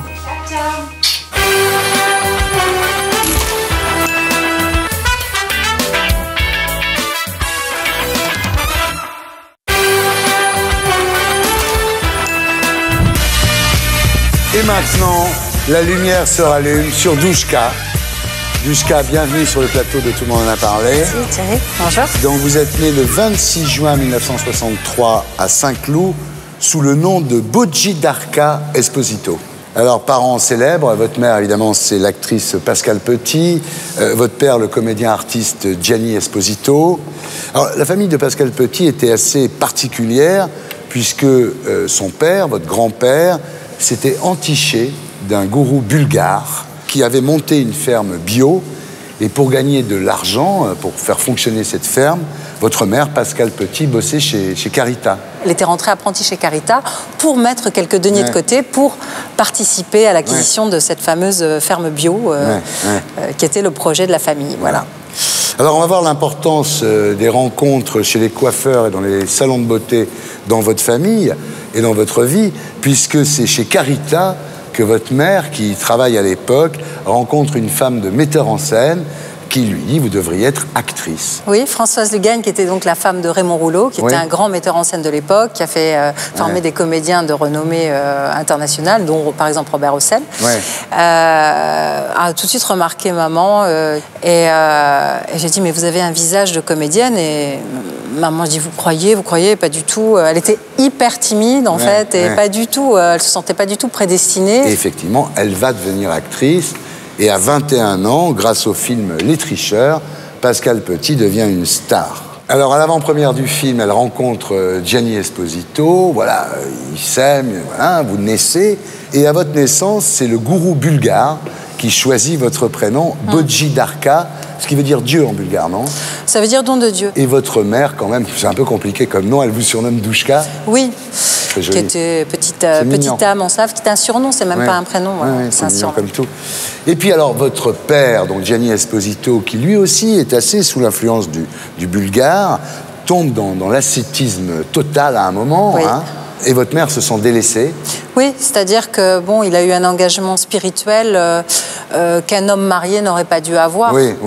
Et bon, mon père était quelqu'un d'entier, de profondément idéaliste, profondément mystique. Ses chansons le racontent et donc c'est vrai qu'il avait ce côté très excessif, peut-être dans ses premières années d'approche, en tout cas de la spiritualité, et il a été un petit peu dans l'excès. Et quand il a voulu revenir en arrière, c'était un petit peu tard parce que c'est vrai qu'il a délaissé sa femme un temps et que maman était une comédienne quand même qui voyageait beaucoup. C'est un métier à risque, comme on le sait. Notre métier, c'est vraiment, on est exposé tout le temps au principe de la séduction et voilà. Et donc, ça n'a pas été évident et à un moment donné, le couple s'est éclaté. Votre mère prend un amant, elle est enceinte, elle avoue tout à votre père. Votre père essaye de la rattraper, elle va à l'aéroport pour dire à son amant, écoute, voilà, repars en Amérique tout seul, moi je reste en France avec mon mari, mais en fait elle est partie avec lui aux États-Unis. Eh oui, c'était le sort qui en a voulu ainsi, parce que bon, elle est tombée enceinte très vite, c'était l'accident. Et je crois que bon, à un moment donné, quand on est piqué par le virus de la passion, c'est fini. Et c'est vrai que l'homme qu'elle avait rencontré à Berlin, c'était lors du tournage d'un film, Corrida pour un espion, c'était, je dirais pas le diable, mais il avait la beauté du diable. Il faisait 1m90, Ray Danton, il était les cheveux noirs d'ébène, un regard perçant, une voix à la Barry White. Enfin, je veux dire, il avait le profil des acteurs américains des années 50, irrésistiblement beau et redoutablement intelligent. Et c'est vrai que bon, le cocktail a été suffisamment puissant pour envoûter ma petite maman qui m'a quittée donc, quand j'avais 3 ans. Voilà, donc votre maman vous quitte, vous vous retrouvez chez la sœur de votre père, Aménille-Leroy, et finalement vous passez votre petite enfance avec votre demi-sœur. Oui, je me suis découverte une demi-sœur, j'avais 6 ans. Donc elle parlait l'italien puisque maman était partie vivre à Rome et un jour elle est arrivée au Clos du Bellois, cette maison, c'était un manoir magnifique mais où j'étais assez seule finalement puisque mon père était souvent parti en gala avec ma petite sœur, ma demi-sœur qui parlait l'italien couramment et moi le français. Donc j'ai commencé par lui arracher sa poupée et elle s'est mise à pleurer « Dammi la bambola !» Une enfance rythmée par les visites de votre père et par les passages éclairs de votre mère. Voilà. Comme votre mère chez Carita, vous, c'est chez un coiffeur que vous rencontrerez le destin. En l'occurrence, c'est Jean-Louis David. Oui. Jean-Louis David qui était non seulement coiffeur, mais photographe. Et là, vous entrez dans le monde du showbiz d'une façon complètement inattendue. Il fait un reportage sur les Miss Junior pour Vogue Beauté. Quand il m'a vu, il a dit tout de suite à maman, ta fille, elle a un physique de mannequin. Pourtant, je ne faisais pas 1m80. Ouais. Et bon, il m'a présenté à John Casablanca, qui était déjà le patron d'élite. Qui vous a embauché personnellement, en plus. Oui, il a dit, elle n'est pas assez grande, mais bon, elle sera très bien pour les reportages, les studios photos. Ouais. Et donc j'ai démarré, c'est vrai, par la grande porte, bien malgré moi, parce que j'avais fait aucun casting, c'était comme ça, cadeau. Comme votre mère avait démarré aussi malgré elle. Mais un petit peu plus tôt, parce que j'avais 13 ans, hein, donc c'était vraiment très jeune, et j'étais bien contente de quitter l'école pour aller gagner un peu d'argent de poche. Et là, vous êtes quand même, Douchka, assez délurée, parce que à 14 ans, vous avez votre premier amant en Corse. C'est vrai que j'étais précoce, mais j'étais très précoce physiquement. Ouais. Voilà, à 12 ans, je faisais 1m68. J'étais une petite Lolita, entre guillemets. À 18 ans, vous vous retrouvez enceinte, vous êtes obligée d'avorter. Oui, parce que en plus, je faisais de l'anorexie comme toutes les mannequins, les jeunes mannequins, parce que la hantise de prendre des kilos, il fallait être comme ça. Je m'étais déréglée, en fait, à force de ne pas manger. Et c'est le danger, d'ailleurs. Et en fait, c'est pas du tout anodin. Moi, je suis tombée enceinte et je me suis pas rendu compte que j'étais enceinte. Parce que je croyais que j'avais un dérèglement hormonal. Bien sûr. Voilà. Et alors, à cette époque, vous faites une expérience de near-death experience, c'est-à-dire que vous voyez la mort, en fait, dans le couloir avec la lumière blanche au bout, vous quittez votre corps, et c'est vrai que vous avez conscience de vie antérieure, non? Moi, j'ai analysé ça bien des années après, en fait. Sur le coup, j'ai cru que j'avais fait une hallucination liée à mon malaise. Et en fait, quand mon cœur s'est arrêté et que j'avais plus de pouls, le docteur cherchait mon pouls, il ne le trouvait pas, j'étais en train d'avaler ma langue. Et moi, je me suis sentie vraiment aspirée comme ça, et tout d'un coup, boum, dédoublée à 2 mètres au-dessus de mon corps. Et c'est des années après, en fait, que j'ai compris que j'avais vécu un truc que d'autres gens avaient vécu en lisant ce bouquin du fameux professeur scientifique Raymond Moody, américain. Alors là, vous quittez le mannequinat parce que vous êtes trop petite, en fait, pour défiler. Vous retournez au lycée, vous prenez des cours de chant. Vous avez toujours eu cette ambition de chanter, hein, de faire du lyrique. Et là, vous entrez dans l'univers féerique, je sais pas, de Disney. À l'époque, votre mère, Pascal Petit, vit avec l'ancien secrétaire de Sheila, le producteur de Karen Cheryl, Humbert Ibach, dit Mémé Ibach. Et alors, ce Mémé Ibach propose au patron de Disney Europe d'avoir une égérie qui incarne la marque Disney. Alors, il pense à Karen Cheryl, évidemment, il pense à Chantal Goya, il pense à Dorothée, mais elles refusent toutes. Et vous, il n'est pas très chaud, alors qu'il vous a toute la journée auprès de lui, évidemment. Il n'est pas très chaud pour que vous deveniez l'égérie de Disney. Il pense que vous ne faites pas assez fille de français moyen, on peut dire. Il avait l'impression que j'étais pas assez populaire, entre guillemets, dans le concept, quoi. C'est vrai que ma mère a beaucoup œuvré pour... parce que c'est vrai que cette perspective de contrat était quand même une chance extraordinaire. Bien sûr, et que j'avais le profil. Alors, à l'époque, j'étais blondinette. Bon, j'avais un petit profil d'Alice au Pays des Merveilles. Et tout le monde se disait, c'est dommage, donc qu'elle passe pas le casting. Mais il m'a quand même fait passer un casting, hein, il m'a pas fait de cadeau. Et voilà, c'est moi qui ai été choisie parmi 4 ou 5 filles qui étaient proposées. Alors, à 20 ans, vous devenez princesse Disney. Alors, on dit officiellement que vous en avez 17, parce que 20 ans, c'est un peu trop. Oui, c'est vrai que le fait qu'on m'ait rajeunie au départ, ça m'a un petit peu gênée. Parce que je sortais de l'univers, justement, j'étais mannequin. Alors, quand on est mannequin et quand on a 15 ans, c'est le contraire. On vous vieillit, on vous maquille, on met les fossiles. Enfin, bon. Et là, c'était l'inverse. On mettait les chaussettes, les chaussures à brides, la barrette dans les cheveux. Dès que je l'enlevais, bon, ils venaient me la remettre. Et puis, on me rajeunissait. Donc, quand j'arrivais en plateau de télé devant Jean-Pierre Foucault, Michel Drucker, j'étais très mal dans mes pompes. Et tout le monde croyait que j'étais pas nunuche, mais... vous jouiez le personnage, hein, très bien, d'ailleurs. Mais j'avais un côté... J'étais pas toujours très bien dans ma peau dans les interviews, suivant le moment, et parfois ça se ressentait. Mais en même temps, dès qu'on disait moteur, ça partait dans l'énergie et le show. Et vous allez faire un vrai carton, hein. Vous allez vendre 7 millions de disques quand même. Oui, Mémé a eu l'idée d'aller chercher une chanson qui avait déjà fait ses preuves en Amérique latine, qui s'appelait Uno más uno, dos enamorados. Et donc il a adapté en faisant 1, 2, 3, Mickey, Donald et moi. Et là, après la deuxième télé, en fait, on a démarré tout de suite très fort au niveau des ventes. Alors, célébrité assez rapide finalement. Oui, inattendu, rapide, cadeau, voilà. On va dire cadeau. Ouais. Alors, quelles ont été les réactions de votre entourage? Votre mère était ravie, j'imagine? Tout le monde était content. Puis je crois qu'on n'a pas trop le temps de se poser la question. On fonce pendant 6-7 ans. J'ai pas vu le temps passer. Votre demi-sœur, votre tante, tout le monde était content. Ouais, tout le monde était ravi. Alors, vos relations avec les médias, c'était comment? Parce que, en fait, la vie que vous racontiez dans les médias, c'était comme une vie qui avait été un petit peu réécrite par la compagnie Disney, non? Oui, disons qu'on m'avait créé une petite légende. Oui, c'est ça. Parce que Humbert Ibach, mon producteur, ne voulait pas dire que j'étais la fille de mes parents. Ah oui. Parce qu'il fallait justement que je reste la petite Française populaire, la grande sœur de Mickey. Il avait raconté que, dans la légende, que j'étais passée un jour sur les Champs-Élysées, j'étais montée toute candide, rencontrée, tapée à la porte de Walt Disney et que j'avais demandé à voir Armand Bigle, le président de Disney, et que là, conquis par mon charme et ma jeunesse, eh bien, il m'avait signé un contrat d'exclusivité. Voilà. Alors c'était un peu gros. Les journalistes savaient que c'était pas tout à fait vrai, mais ils jouaient le jeu pour certains, et puis voilà. Alors, question argent, vous avez gagné de l'argent à cette époque-là? Quand on a 20 ans et qu'on gagne 50 000 francs, ou entre 40 et 50 000 francs par mois, c'est ce que je gagnais à l'époque, c'était super bien, quoi, parce que c'est de l'argent facile, c'est pas l'usine, je veux dire, ça m'a pas... c'était dur quand même, c'est vrai que parfois... bon, mais... En même temps, c'est pas non plus les fortunes de ce qu'on peut imaginer, parce qu'un premier contrat, voilà. Alors, quel était le meilleur moment de cette époque?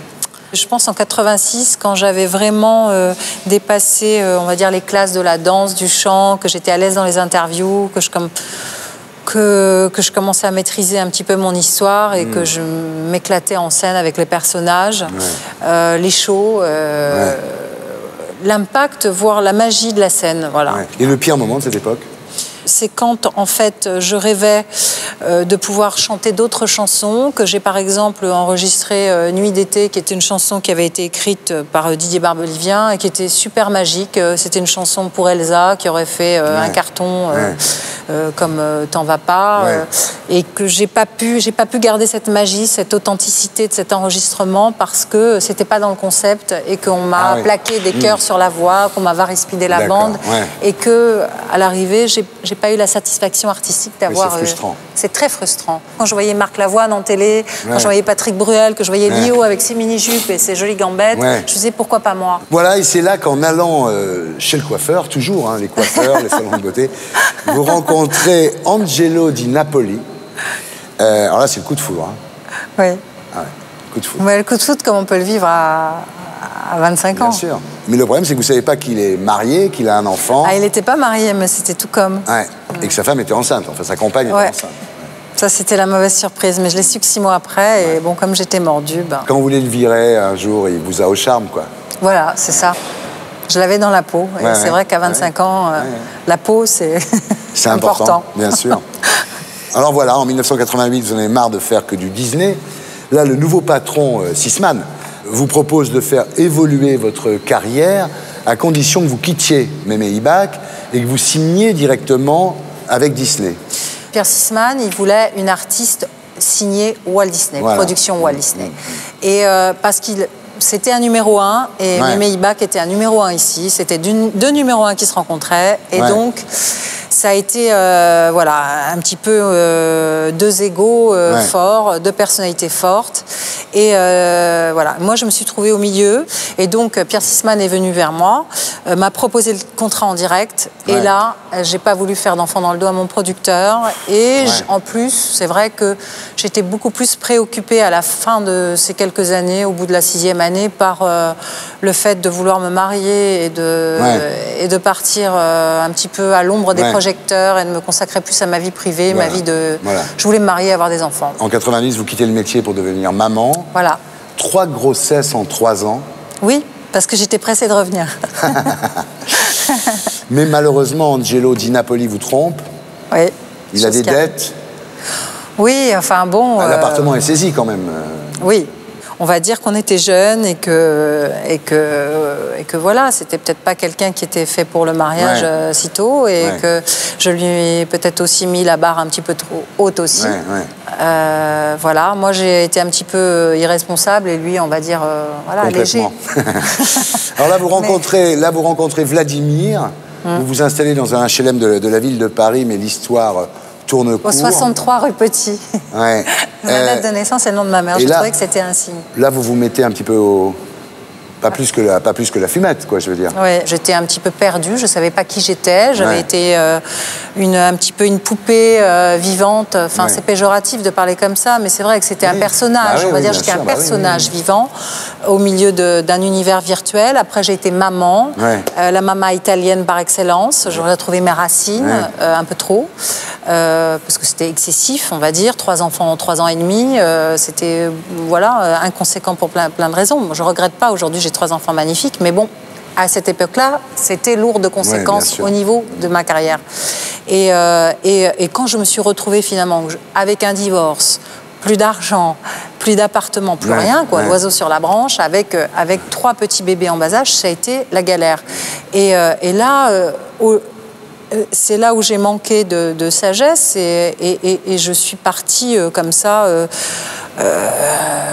dans une fuite un petit peu en avant et je fumais, pas beaucoup, mais suffisamment pour que ça me chloroforme et que ça me déconnecte. Donc ça m'a annihilé un petit peu peut-être ma réactivité et petit à petit j'ai plongé. Période difficile parce que vous vivez des histoires d'amour assez désastreuses, on peut le dire. Hein. Oui, voilà, j'avais tout faux. Donc, je veux dire, quand on vit des choses difficiles comme ça, il faut faire du sport, il faut boire de l'eau, il ne faut pas fumer, ni de cannabis, ni de tabac, faut être dans une hygiène. Enfin, il faut être combatif. Or, moi, je l'étais pas. Et je crois que réellement, dans la vie, pour se construire, il faut être seul pour démarrer sa vie. Et moi, finalement, j'ai quitté le lycée pour devenir une artiste dans une équipe. Après, je suis devenue maman.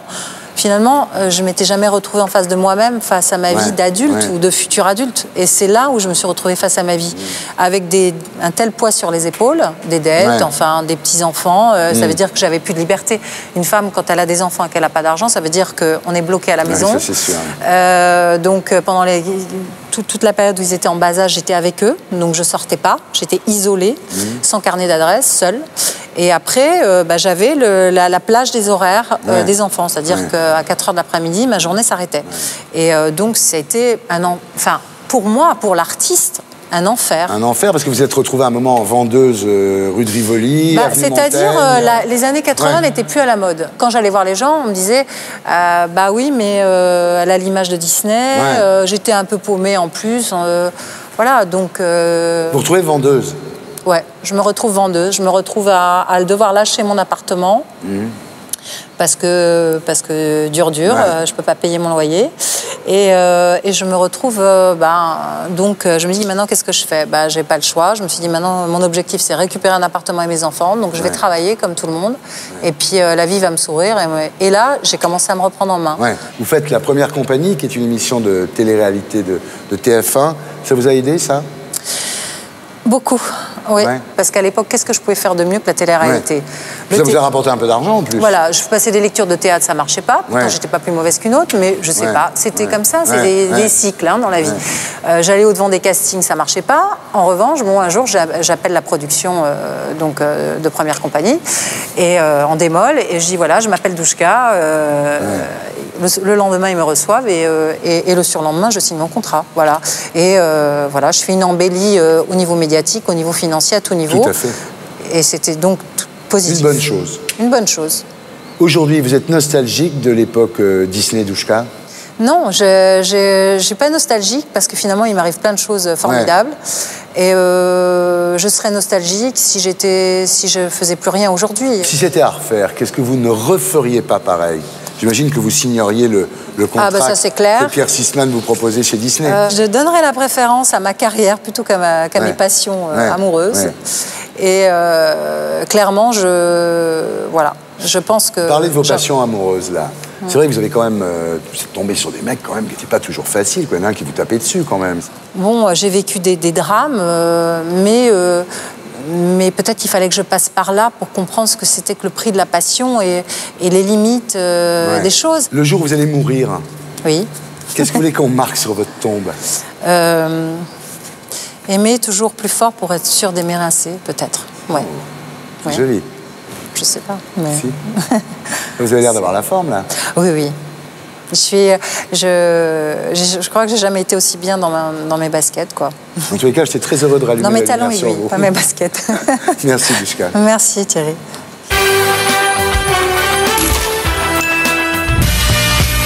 J'accueille Gérard Chivardi. Mesdames et messieurs, vous me connaissez peut-être. J'ai été désigné par des maires pour me présenter à l'élection présidentielle. Je suis le seul candidat dont la profession de foi et la fiche officielle ont été invalidées. On a tenté de m'empêcher de vous faire connaître le point central de mon programme, la rupture avec l'Union européenne. Alors que la majorité du peuple français l'a rejeté le 29 mai 2005, elle continue à s'imposer par ses directives qui détruisent tous nos acquis sociaux et démantèlent l'unité de la République.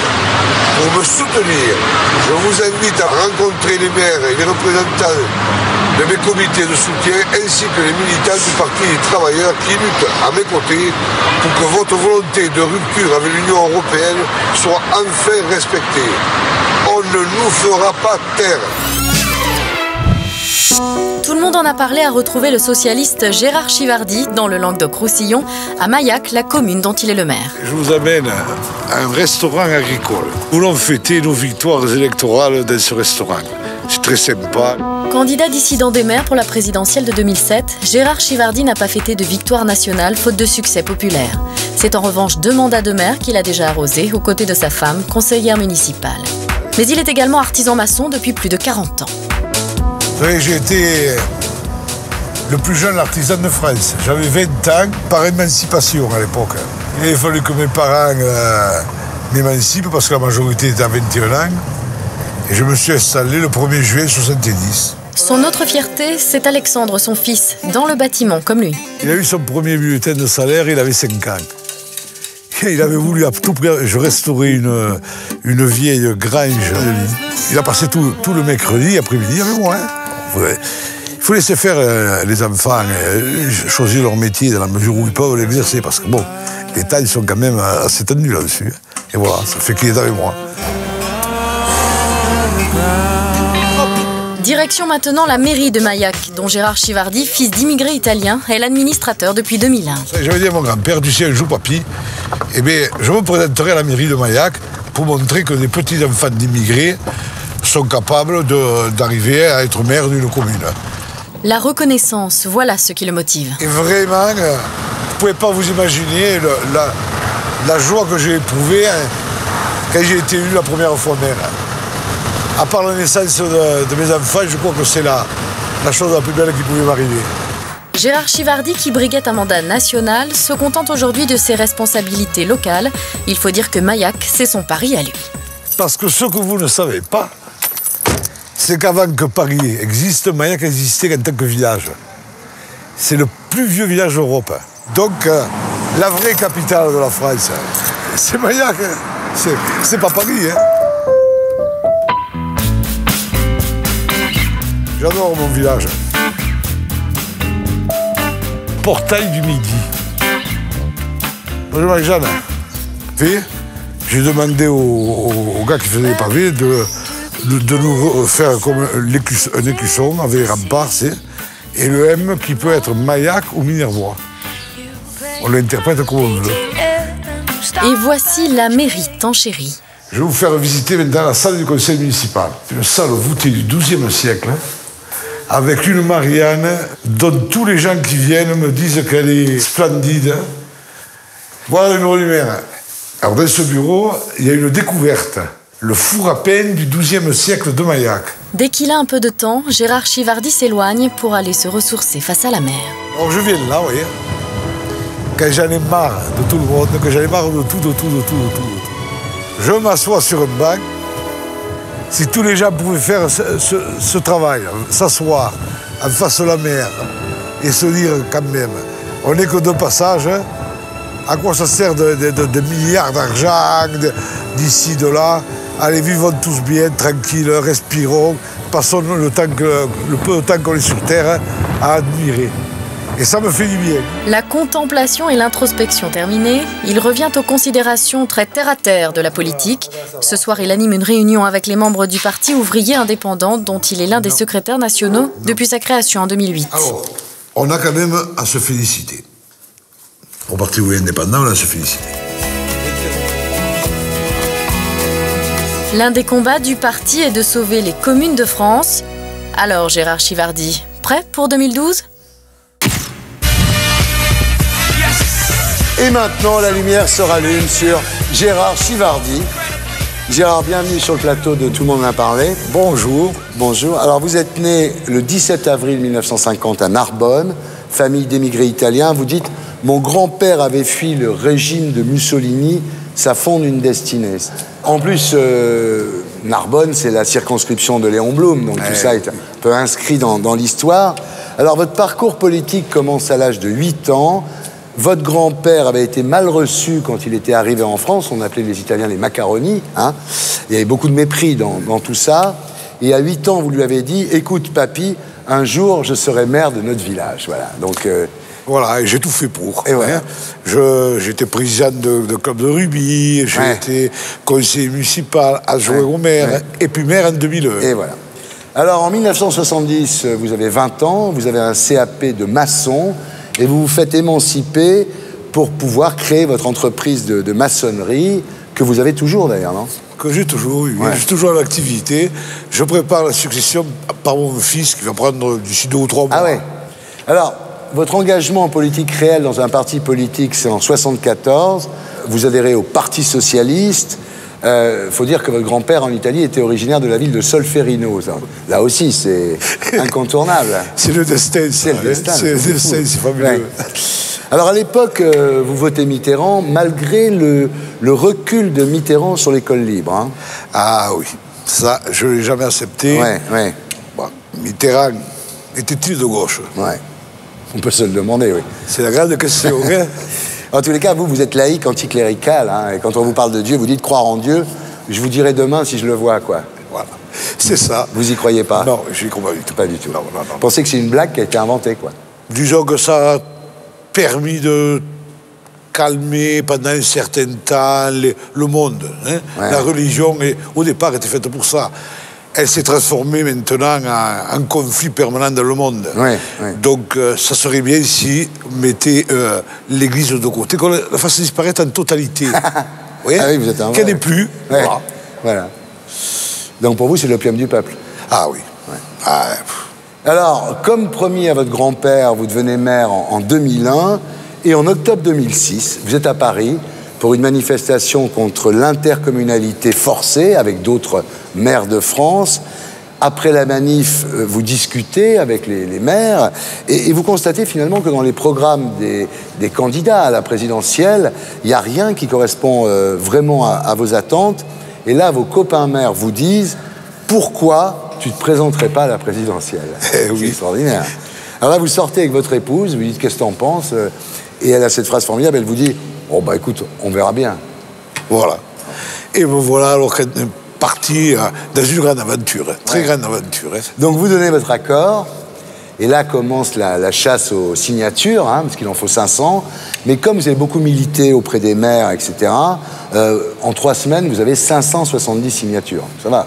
Ah oui, ça a été fabuleux. Donc là, vous bénéficiez du soutien du Parti des travailleurs de Daniel Gluckstein. Hein. Oui. Vous le connaissiez avant? On s'était rencontrés en 2002, une fois, où on avait discuté justement de la disparition des communes. Alors, le jour de l'annonce de votre candidature par Jean-Louis Debré, il y a une centaine d'appels téléphoniques qui arrivent à la mairie, et puis pas seulement des médias français, des médias étrangers aussi. Des médias étrangers. Très surpris que petit maire de France, artisan maçon, maître artisan maçon quand même, soit candidat à la présidentielle. Comme si c'était quelque chose d'extraordinaire. Alors la secrétaire de mairie, elle a dû craquer, non? Elle a craqué. Elle a craqué. Elle a craqué, mais ça a duré toute la campagne. Hein. Toute seule, s'occuper des affaires de la mairie, dans les petits villages comme ça. Hein. Et tous ces appels, et ça continue. Ça n'a pas arrêté.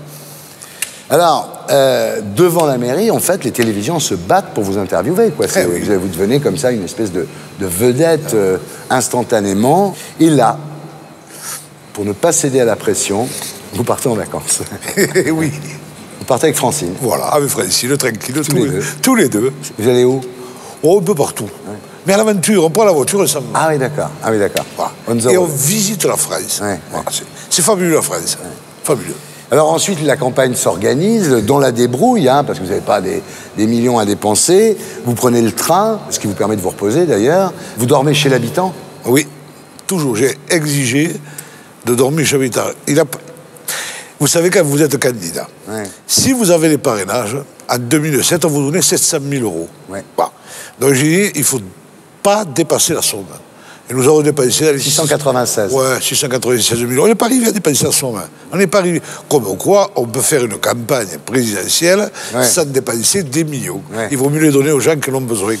Vous dormez chez l'habitant, sauf une fois, vous dormez à l'hôtel Mercure, à côté de la gare de Lyon. Mais vous arrivez à 2h du matin et vous passez la nuit à discuter avec le concierge. Et en fait, vous ne profitez pas du lit, quoi. Ah non, non, je suis monté à la chambre, prendre la douche et repartir. Oui, c'est ça. C'était fabuleux. C'était un immigré d'origine portugaise. Et on a eu une discussion sur ce qu'on appelle l'immigration, les étrangers et tout, extraordinaire. Ouais. Grand souvenir de campagne. Alors, célébrité assez rapide, vous l'avez vécu comment, ça? Difficilement. Difficilement. Ouais, c'est cette pression permanente des médias qui se casse-pied, même. Se casse-pied.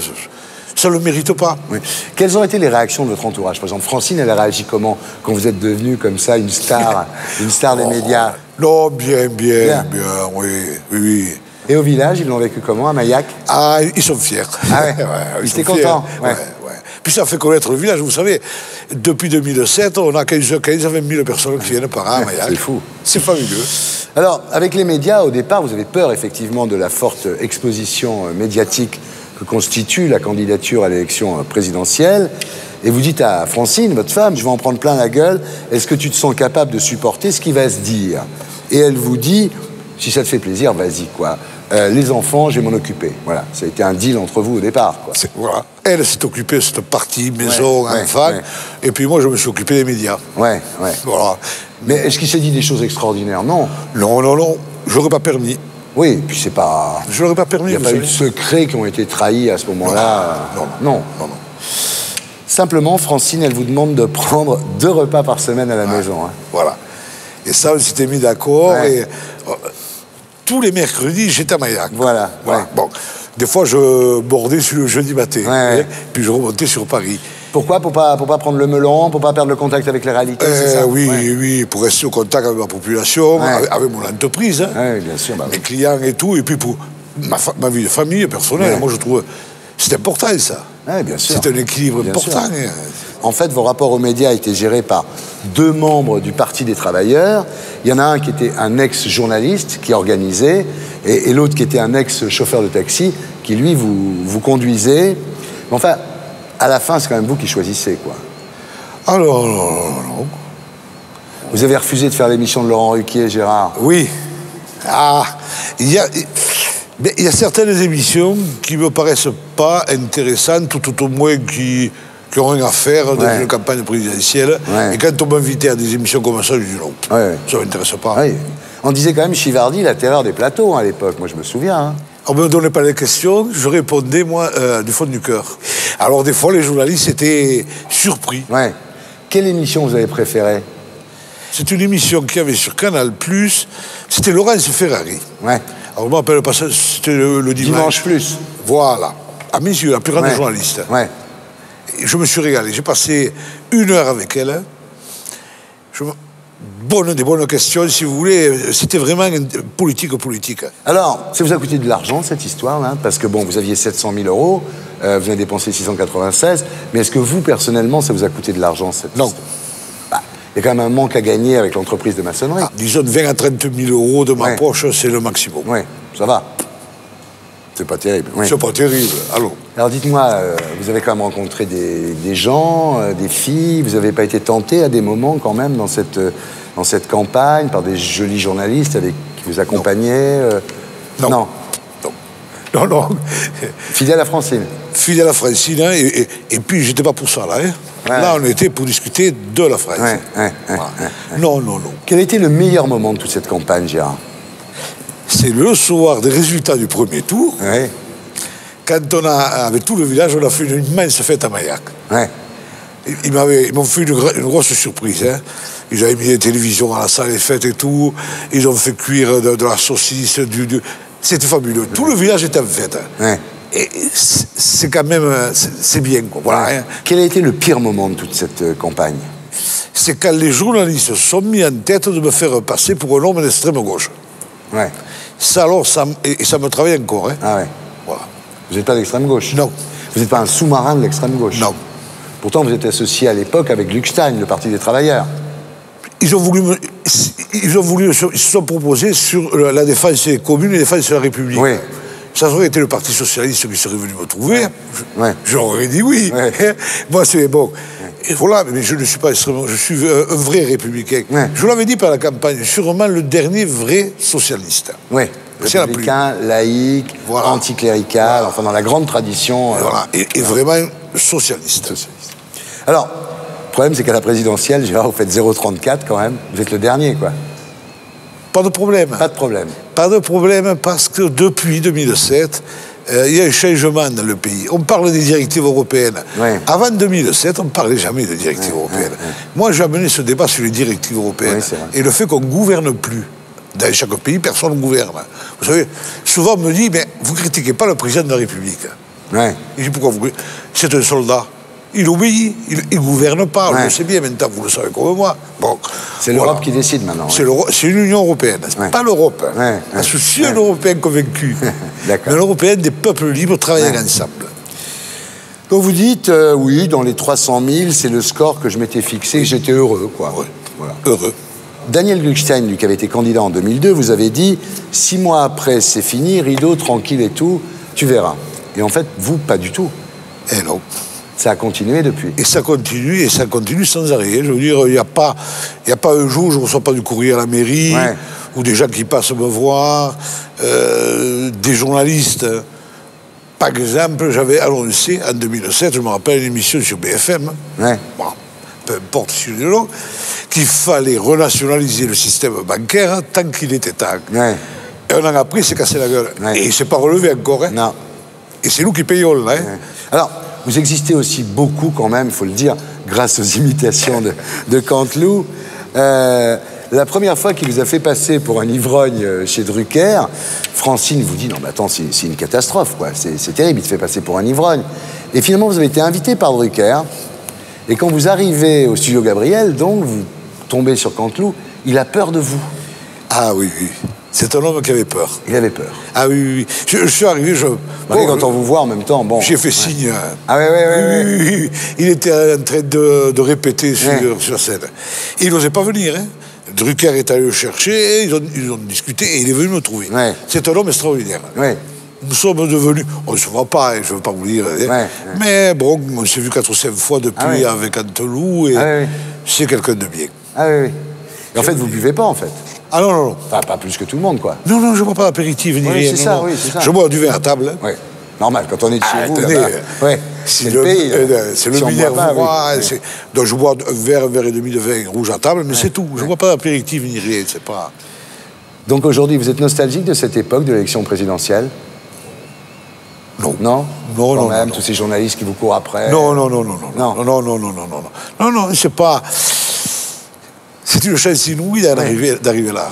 Vous dites, j'ai trouvé ça extraordinaire, j'ai vécu des moments que tout Français ou Française mériterait de vivre. Voilà. D'abord, ça changerait la mentalité des gens. Ils verraient cette espèce de brouhaha permanent, cet argent qui coule à flot. Quand vous êtes en train de travailler, de souder, voilà. Vous ne pouvez pas vous imaginer ce qui se passe. J'ai vu des choses quand même très choquantes. Par exemple des débats où il y avait un buffet qui valait une fortune. Rien que le prix du buffet, vous nourrissez 10 familles pendant des mois et des mois. Alors quand c'est 2 buffets par jour, 3 buffets par jour. Voilà, c'est de l'argent gaspillé. Si c'était à refaire, Gérard, qu'est-ce que vous ne referiez pas pareil? Si c'était à repartir dans une campagne présidentielle, il faut s'y prendre plus à l'avance. Nous, on est parti 3 mois avant. Ouais.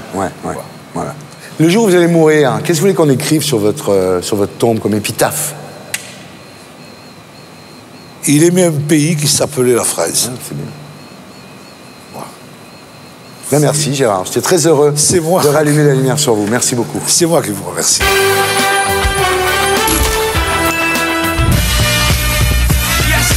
J'accueille Julia Chanel.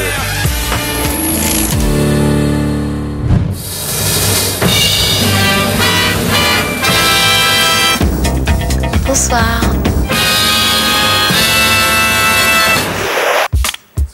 Bonsoir et bienvenue dans le journal du Hard. Pour cette première, on ne se connaît pas encore très bien, mais je vous offre tout de suite un cadeau de bienvenue. Une sélection des filles qui cartonnent sur la planète. 14 actrices approuvées par le public et sélectionnées par notre spécialiste Henri Gigou qui les a classées en 3 catégories. Les ventes classiques, les beautés naturelles et les lolitas. 14 raisons de se faire une opinion, et plus si affinité. C'est au cœur de Paris, dans le jardin des Tuileries, que tout le monde en a parlé à retrouver Julia Chanel, l'ancienne star du porno en période de reconversion. Il fait son footing. Je fais on va dire du sport depuis une vingtaine d'années. Ça permet d'évacuer, de réfléchir, de se remettre bien, quoi. Donc c'est important. C'est pas que physique. Puis en même temps, j'ai plus non plus, j'ai plus 20 ans non plus, donc il faut aussi que je m'entretienne, quoi. Ça va pas se faire tout seul, quoi. Son corps est toujours son outil de travail, mais désormais Julia, la sulfureuse, est actrice et chanteuse. Elle vit à Londres et c'est l'enregistrement de son nouvel album qui la ramène à Paris. Pour l'heure, c'est l'inspiration qu'elle cherche dans l'une des librairies les plus en vue de la capitale. Elle réfléchit aux photos du livret qui accompagnera son album.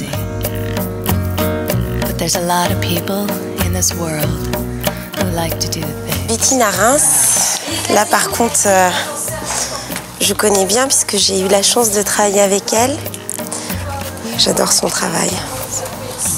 J'adore tous les livres de photos sur le Mali. Ça, c'est le pays d'Ogon. J'essaie de trouver un petit peu l'univers, quoi, essayer de faire quelque chose de différent. On va faire beaucoup de noir et blanc. Des images quand même assez chocs, mais jamais tomber dans la vulgarité, quoi. Ça, j'adore. Ça, c'est le genre de noir et blanc que j'aime.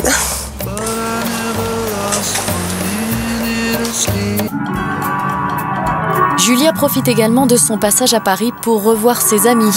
Et aujourd'hui, elle déjeune avec celle qui fut également son attachée de presse. Bonjour. Vue sur l'Arc de Triomphe. Voilà. Ça va, ma puce? Ça va. Désolée pour le retard. On s'est connus à peu près 13 ans. Ouais, au bain. Voilà. Quel genre de femme volontaire, courageuse, surtout très courageuse, persévérante et sensible. Enfin voilà, vraiment. Je sais ce que je veux. Donc c'est vrai que c'est difficile de déléguer à des gens parce que je suis souvent pas contente. C'est vrai que j'ai appris très vite et très jeune à tout gérer moi-même et j'adore ça en même temps. Et après, je travaille avec des gens où je sais que ça va exactement correspondre à ce que j'aime et où on se connaît très bien, voilà. Quand on se connaît très très bien, il n'y a aucun souci. Direction Montreuil-sous-Bois, en proche banlieue parisienne, où son manager l'attend pour l'enregistrement de son prochain titre, une reprise. C'est un nouveau single. C'est une reprise d'un morceau des années 80. La chanson est une reprise qui parle d'amour, un tube de Sheila E. She saw him standing in a section marked. If you have to ask, you can afford the lingerie. She's throwing bread and said to make me scream. In the dark, what would he say? Real love is real scary. Money only pays the rent. Pour Julia Chanel, l'heure est venue de poser pour les photos de l'album. Un aérodrome pour décor, un body léger, très léger, et un ventilateur pour un effet maximum. De toute évidence, Julia ne mise pas que sur les textes pour vendre ses nouvelles chansons. Big dreams and a dream when we see the souhaitons à Julia Chanel que son Hot d'or devienne victoire de la musique. Et maintenant, la lumière se rallume sur Julia Chanel.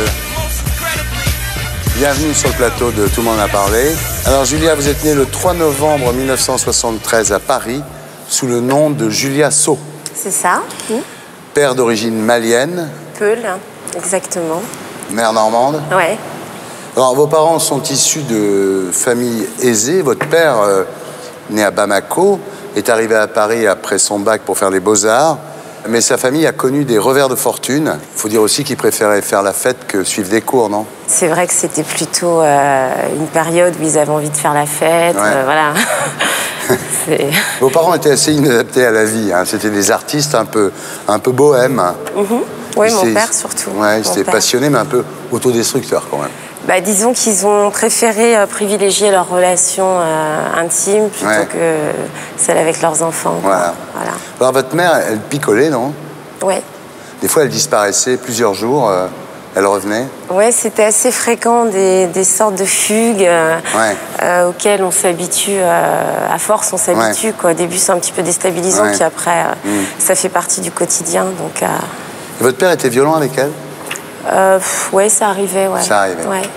Alors, quand vous naissez, ils ont déjà plusieurs enfants qui sont placés à la DAS ou dans les familles d'accueil. Et vous êtes la seule qu'ils ont élevée, quoi. Oui, la seule qu'ils ont gardée, la dernière. Ouais. Bon, bah voilà, je sais pas pourquoi, j'ai jamais eu d'explication. Enfin, je crois que je suis passée entre les gouttes, hein, quand même. Ouais. Alors voilà, un jour pendant les vacances, vous voyez votre mère se faire sauter par un voisin. Voilà, c'est des choses dont j'ai parlé dans mon livre. Parce que dans le livre, ça fait partie de toute ma vie et évidemment, il fallait en parler pour expliquer peut-être des choses qui se sont passées après et dans mes choix, mais d'accord. Voilà. Alors, quand vous naissez, vos parents occupent une chambre de bonne à 250 francs par mois, passage Ramée dans le 18e. Ensuite, ils déménagent dans une HLM à Neuilly-Plaisance, en Seine-Saint-Denis. C'est là que vous grandissez? Encore à mon époque, la Seine-Saint-Denis, c'était pas encore la Seine-Saint-Denis d'aujourd'hui. C'était encore assez paisible. Il n'y avait pas grand-chose à faire, mais on pouvait y vivre quand même pas trop mal, quoi. Alors, le drame de votre enfance, c'est quand votre frère Laurent, qui était un petit peu votre ange gardien, se jette par la fenêtre du 7e étage. Pourquoi? On ne sait pas, enfin, on n'a jamais su, parce qu'il n'y a pas eu d'explication, mais ouais, ça a été très très dur, parce que c'est moi qui l'ai appris en premier. C'est moi qui ai dû l'annoncer en fait à mes parents, enfin à toute la famille. Donc c'était à 17 ans, c'est un peu dur. Mais bon, enfin, disons que je l'ai accepté en me disant qu'il était mieux comme ça, c'est ce qu'il souhaitait. Donc voilà, il a fallu juste respecter sa volonté, quoi. Alors pour vous aussi, le monde est dur parce que vous devez vous construire toute seule et éviter les pièges qui guettent les jolies filles dans les cités. Oui. Bah, à cette période-là, ça allait encore parce que j'étais un garçon manqué jusqu'à 18 ans. Voilà, jusqu'à 18 ans. J'avais beaucoup de mal à accepter ma féminité, donc je cachais tout. Je cachais mes fesses sous des pulls, je cachais mes seins, je parlais comme un garçon, j'avais une démarche de garçon. Je voulais surtout éviter d'avoir une interaction, justement, avec les garçons. Très tôt, vous découvrez le pouvoir que votre beauté exerce sur les hommes. Vous décidez de vous en servir, vous êtes ambitieuse, vous êtes volontaire. Et rapidement, le cinéma porno vous apparaît comme un moyen d'échapper à votre milieu et connaître une ascension sociale rapide. Oui, c'est vrai. C'est ce qui s'est présenté, ça a été ça, comme j'aurais pu faire autre chose. Et comme je suis pas peureuse, assez téméraire, et que j'aime bien faire des choses un petit peu décalées, je l'ai fait. J'ai foncé tête baissée, mais c'était pas irréfléchi. C'est-à-dire que tout ce que j'ai fait dans la période où j'ai fait des films, c'était calculé, pensé. Voilà, il y avait une vraie stratégie, entre guillemets, derrière. Quoi. Vous n'étiez pas une victime, quoi. Non. À ce moment-là, Julia So va devenir Julia Chanel. Et vous débutez comme mannequin de charme en posant pour une marque de maillot de bain, ensuite des magazines érotiques, Playboy, Penthouse. Vous dites, à 18 ans, je n'aimais pas mon corps, je le trouvais trop formé, avec une trop grosse poitrine, des trop grosses fesses. La photo a été comme une thérapie qui m'a permis d'accepter mon physique et j'ai fini par me plaire. Ça m'a donné la confiance, puisque forcément, quand on pose devant un objectif, on commence à s'aimer. Donc ça a bien marché. Alors, le premier porno que vous tournez, c'est dans la boîte échangiste d'Alban Serré. Oui. Et en fait, vous l'aviez vu, Alban Serré, dans un film porno. Enfin, ma première scène, ça se passait au Clos, qui était la boîte d'Alban Serré à l'époque. Et donc, quand je suis arrivée, il a ouvert la porte et je suis tombée nez à nez avec sa tête. Je me suis demandé, mais je l'ai déjà vu quelque part. Et c'est après que je me suis rappelé que je l'avais vu étant petite, quand j'avais surpris le voisin qui est à côté, qui nous prêtait la maison, en train de regarder un film avec Alban Serré. Donc ça faisait tout un truc assez bizarre. Ouais. Alors là, évidemment, vous gagnez 7 000 francs en une journée, c'est énorme, hein, parce que voilà, vous vivez dans un HLM, vous rêvez d'être célèbre, vous rêvez d'une vie de strass et de paillettes, et le X représente pour vous un tremplin social incroyable. Comme un autre, comme un autre. Comme le rock'n'roll ou la boxe. Oui, c'est en même temps, bon, c'est vrai que c'est atypique, mais bon, si après tout dépend comment on le fait, si on sait pourquoi on le fait, si on maîtrise, qu'on n'est pas victime, il n'y a pas de... Voilà, chacun fait ce qu'il veut. Vous dites le sexe m'intéressait pas plus que ça, vous n'étiez pas spécialement excité, quoi. Non, c'était... quand je travaillais, quoi. J'étais pas là pour m'envoyer en l'air, donc... Je travaillais, je serrais la main et je rentrais chez moi. Ouais. Après qu'il soit essuyé les mains, évidemment. Vous dites le premier tournage, j'ai pas vraiment réalisé ce qui se passait, en fait. Non, j'ai pas réalisé parce que ça a été très très vite. Donc c'est après coup, quand je suis retournée à la fac, je me suis dit, bon. Quand même. Alors au début, vous pensiez faire qu'un film, et les filles nouvelles sont très demandées, évidemment, dans le porno. Et puis alors, vous avez des propositions qui vous intéressent, et puis vous continuez. Les propositions sont arrivées de tous les côtés, et puis finalement, je suis partie tout de suite aux États-Unis. Ouais. Et puis, en fait, la majeure partie de ma carrière, elle a été faite là-bas, quoi. C'est ce qui vous a rendu mondialement célèbre. Oui. Vous dites, tout ce dont je rêvais, le X me l'a permis, voyager, vivre dans des endroits sublimes, luxueux, participer à d'immenses fêtes. Effectivement, j'ai eu accès à tout ça, mais ça peut paraître un peu peut-être fou, mais l'ambition première, quand j'ai fait ça, c'était quand même pour arriver à une passion. Ouais. Et ma passion, c'était la musique. Ouais. Donc c'était peut-être un peu fou de dire qu'en passant par le X, j'arriverai à la musique, mais finalement, c'était pas si fou que ça. Alors en 18 mois, vous allez tourner 140 films. Ouais. En Europe, aux USA, avec les meilleurs réalisateurs du monde. Et là, vous rencontrez Rocco Siffredi. Oui. Vous êtes tombée amoureuse, hein? Non, disons que quand on rentre dans ce milieu-là, tout le monde était là. Ah, Rocco, c'était un peu c'était un peu le dieu, quoi. C'était le Alain Delon du porno, quoi. Alors, en 93, malgré la proposition du studio américain Vivid, vous mettez un terme à votre carrière. En fait, vous partez faire un reportage au Congo-Brazza sur le sida pour votre vidéo. Ouais. Et là, vous dites, j'ai vraiment eu une peur atroce, quoi. Je me suis retrouvée aux côtés de malades du sida, en fait. Ouais. Mais vraiment comme ça, quoi. Et en plus, pas des malades qui étaient dans des beaux hôpitaux où il y a le confort et tout. C'était vraiment dans des conditions atroces. C'était des bébés. J'ai vécu ça pendant 15 jours. Et c'est là que j'ai pris conscience qu'il fallait peut-être arrêter de jouer à la roulette russe. Et que c'était une maladie atroce. Enfin, surtout à mon époque, le préservatif n'était pas du tout de rigueur sur les plateaux. Ouais.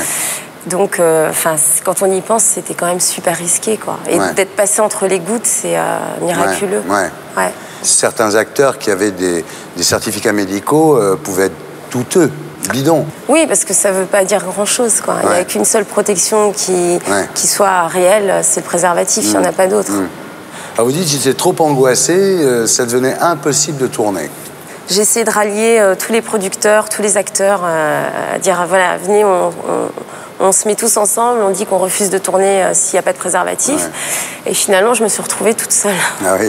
Donc j'ai dit, bon, ciao. Ouais. Voilà, et j'ai arrêté. C'est comme ça que j'ai arrêté. Et vous avez des copines qui ont chopé le DAS? Des copines, non, mais des gens, des actrices que je connaissais de nom comme ça, oui. Ouais, il y en a eu pas mal. Là, vous arrêtez le X, donc? Ouais. Sans regret? Sans regret. Sans regret? Aucun. Et vous présentez le journal du Hard. Alors là, déjà, vous aviez votre célébrité du porno. C'est une nouvelle célébrité qui s'offre à vous. Comment a réagi votre entourage quand vous avez eu cette notoriété? En fait, au début, toute la période où j'ai tourné, je n'avais pas de contact avec les gens de mon entourage parce que j'avais tout fermé, j'avais tout coupé. Je Je voulais pas avoir à m'expliquer. Vos parents le savaient? Oui, ils savaient, mais on n'avait pas de contact. D'accord. Donc je me suis mis comme dans une bulle. Ouais. J'ai fait mes trucs et après, une fois que je suis sortie du milieu, là, j'ai commencé à reprendre contact avec les gens. Quelles ont été vos relations avec les médias à cette époque?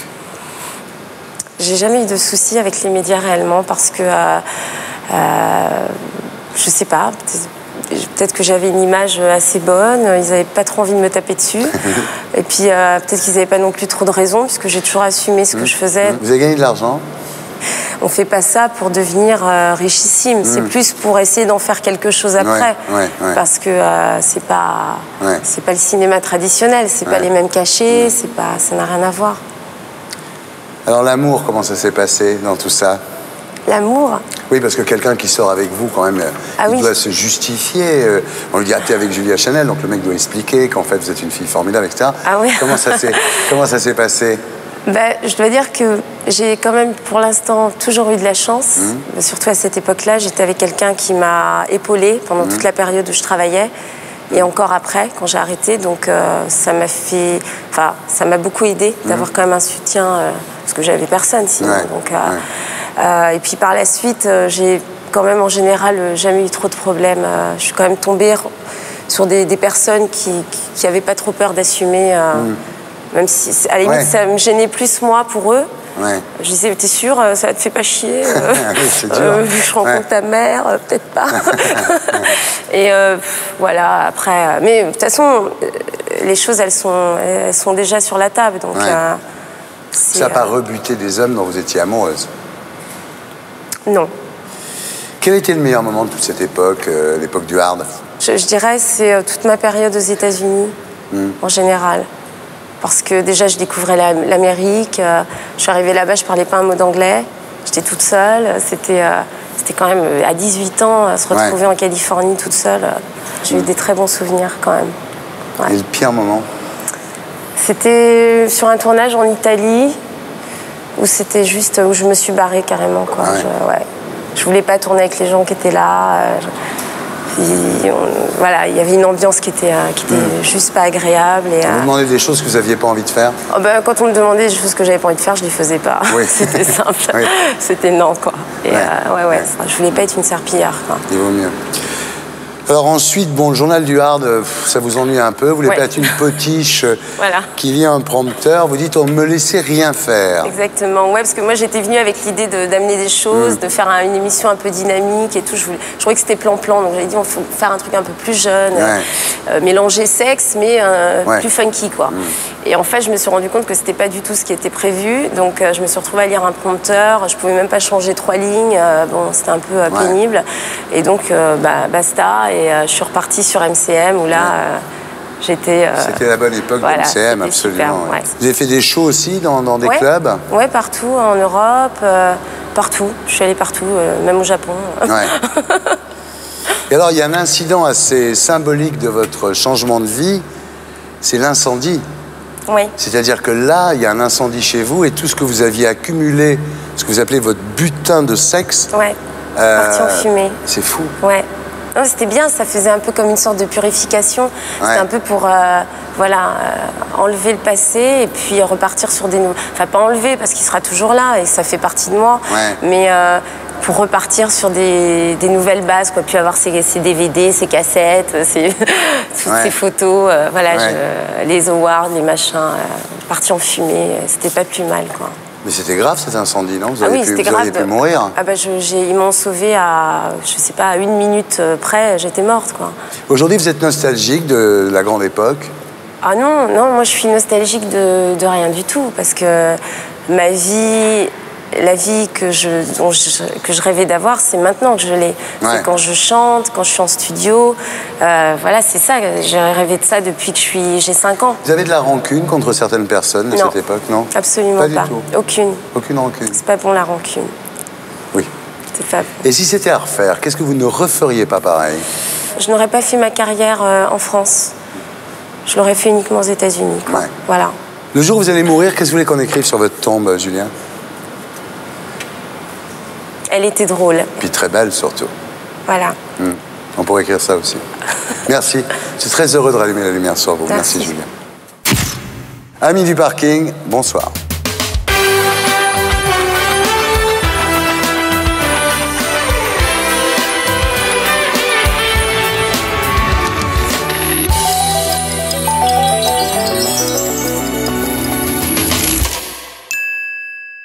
Et pour être sûr de ne rien rater de Inarditube, abonnez-vous et mettez un pouce bleu.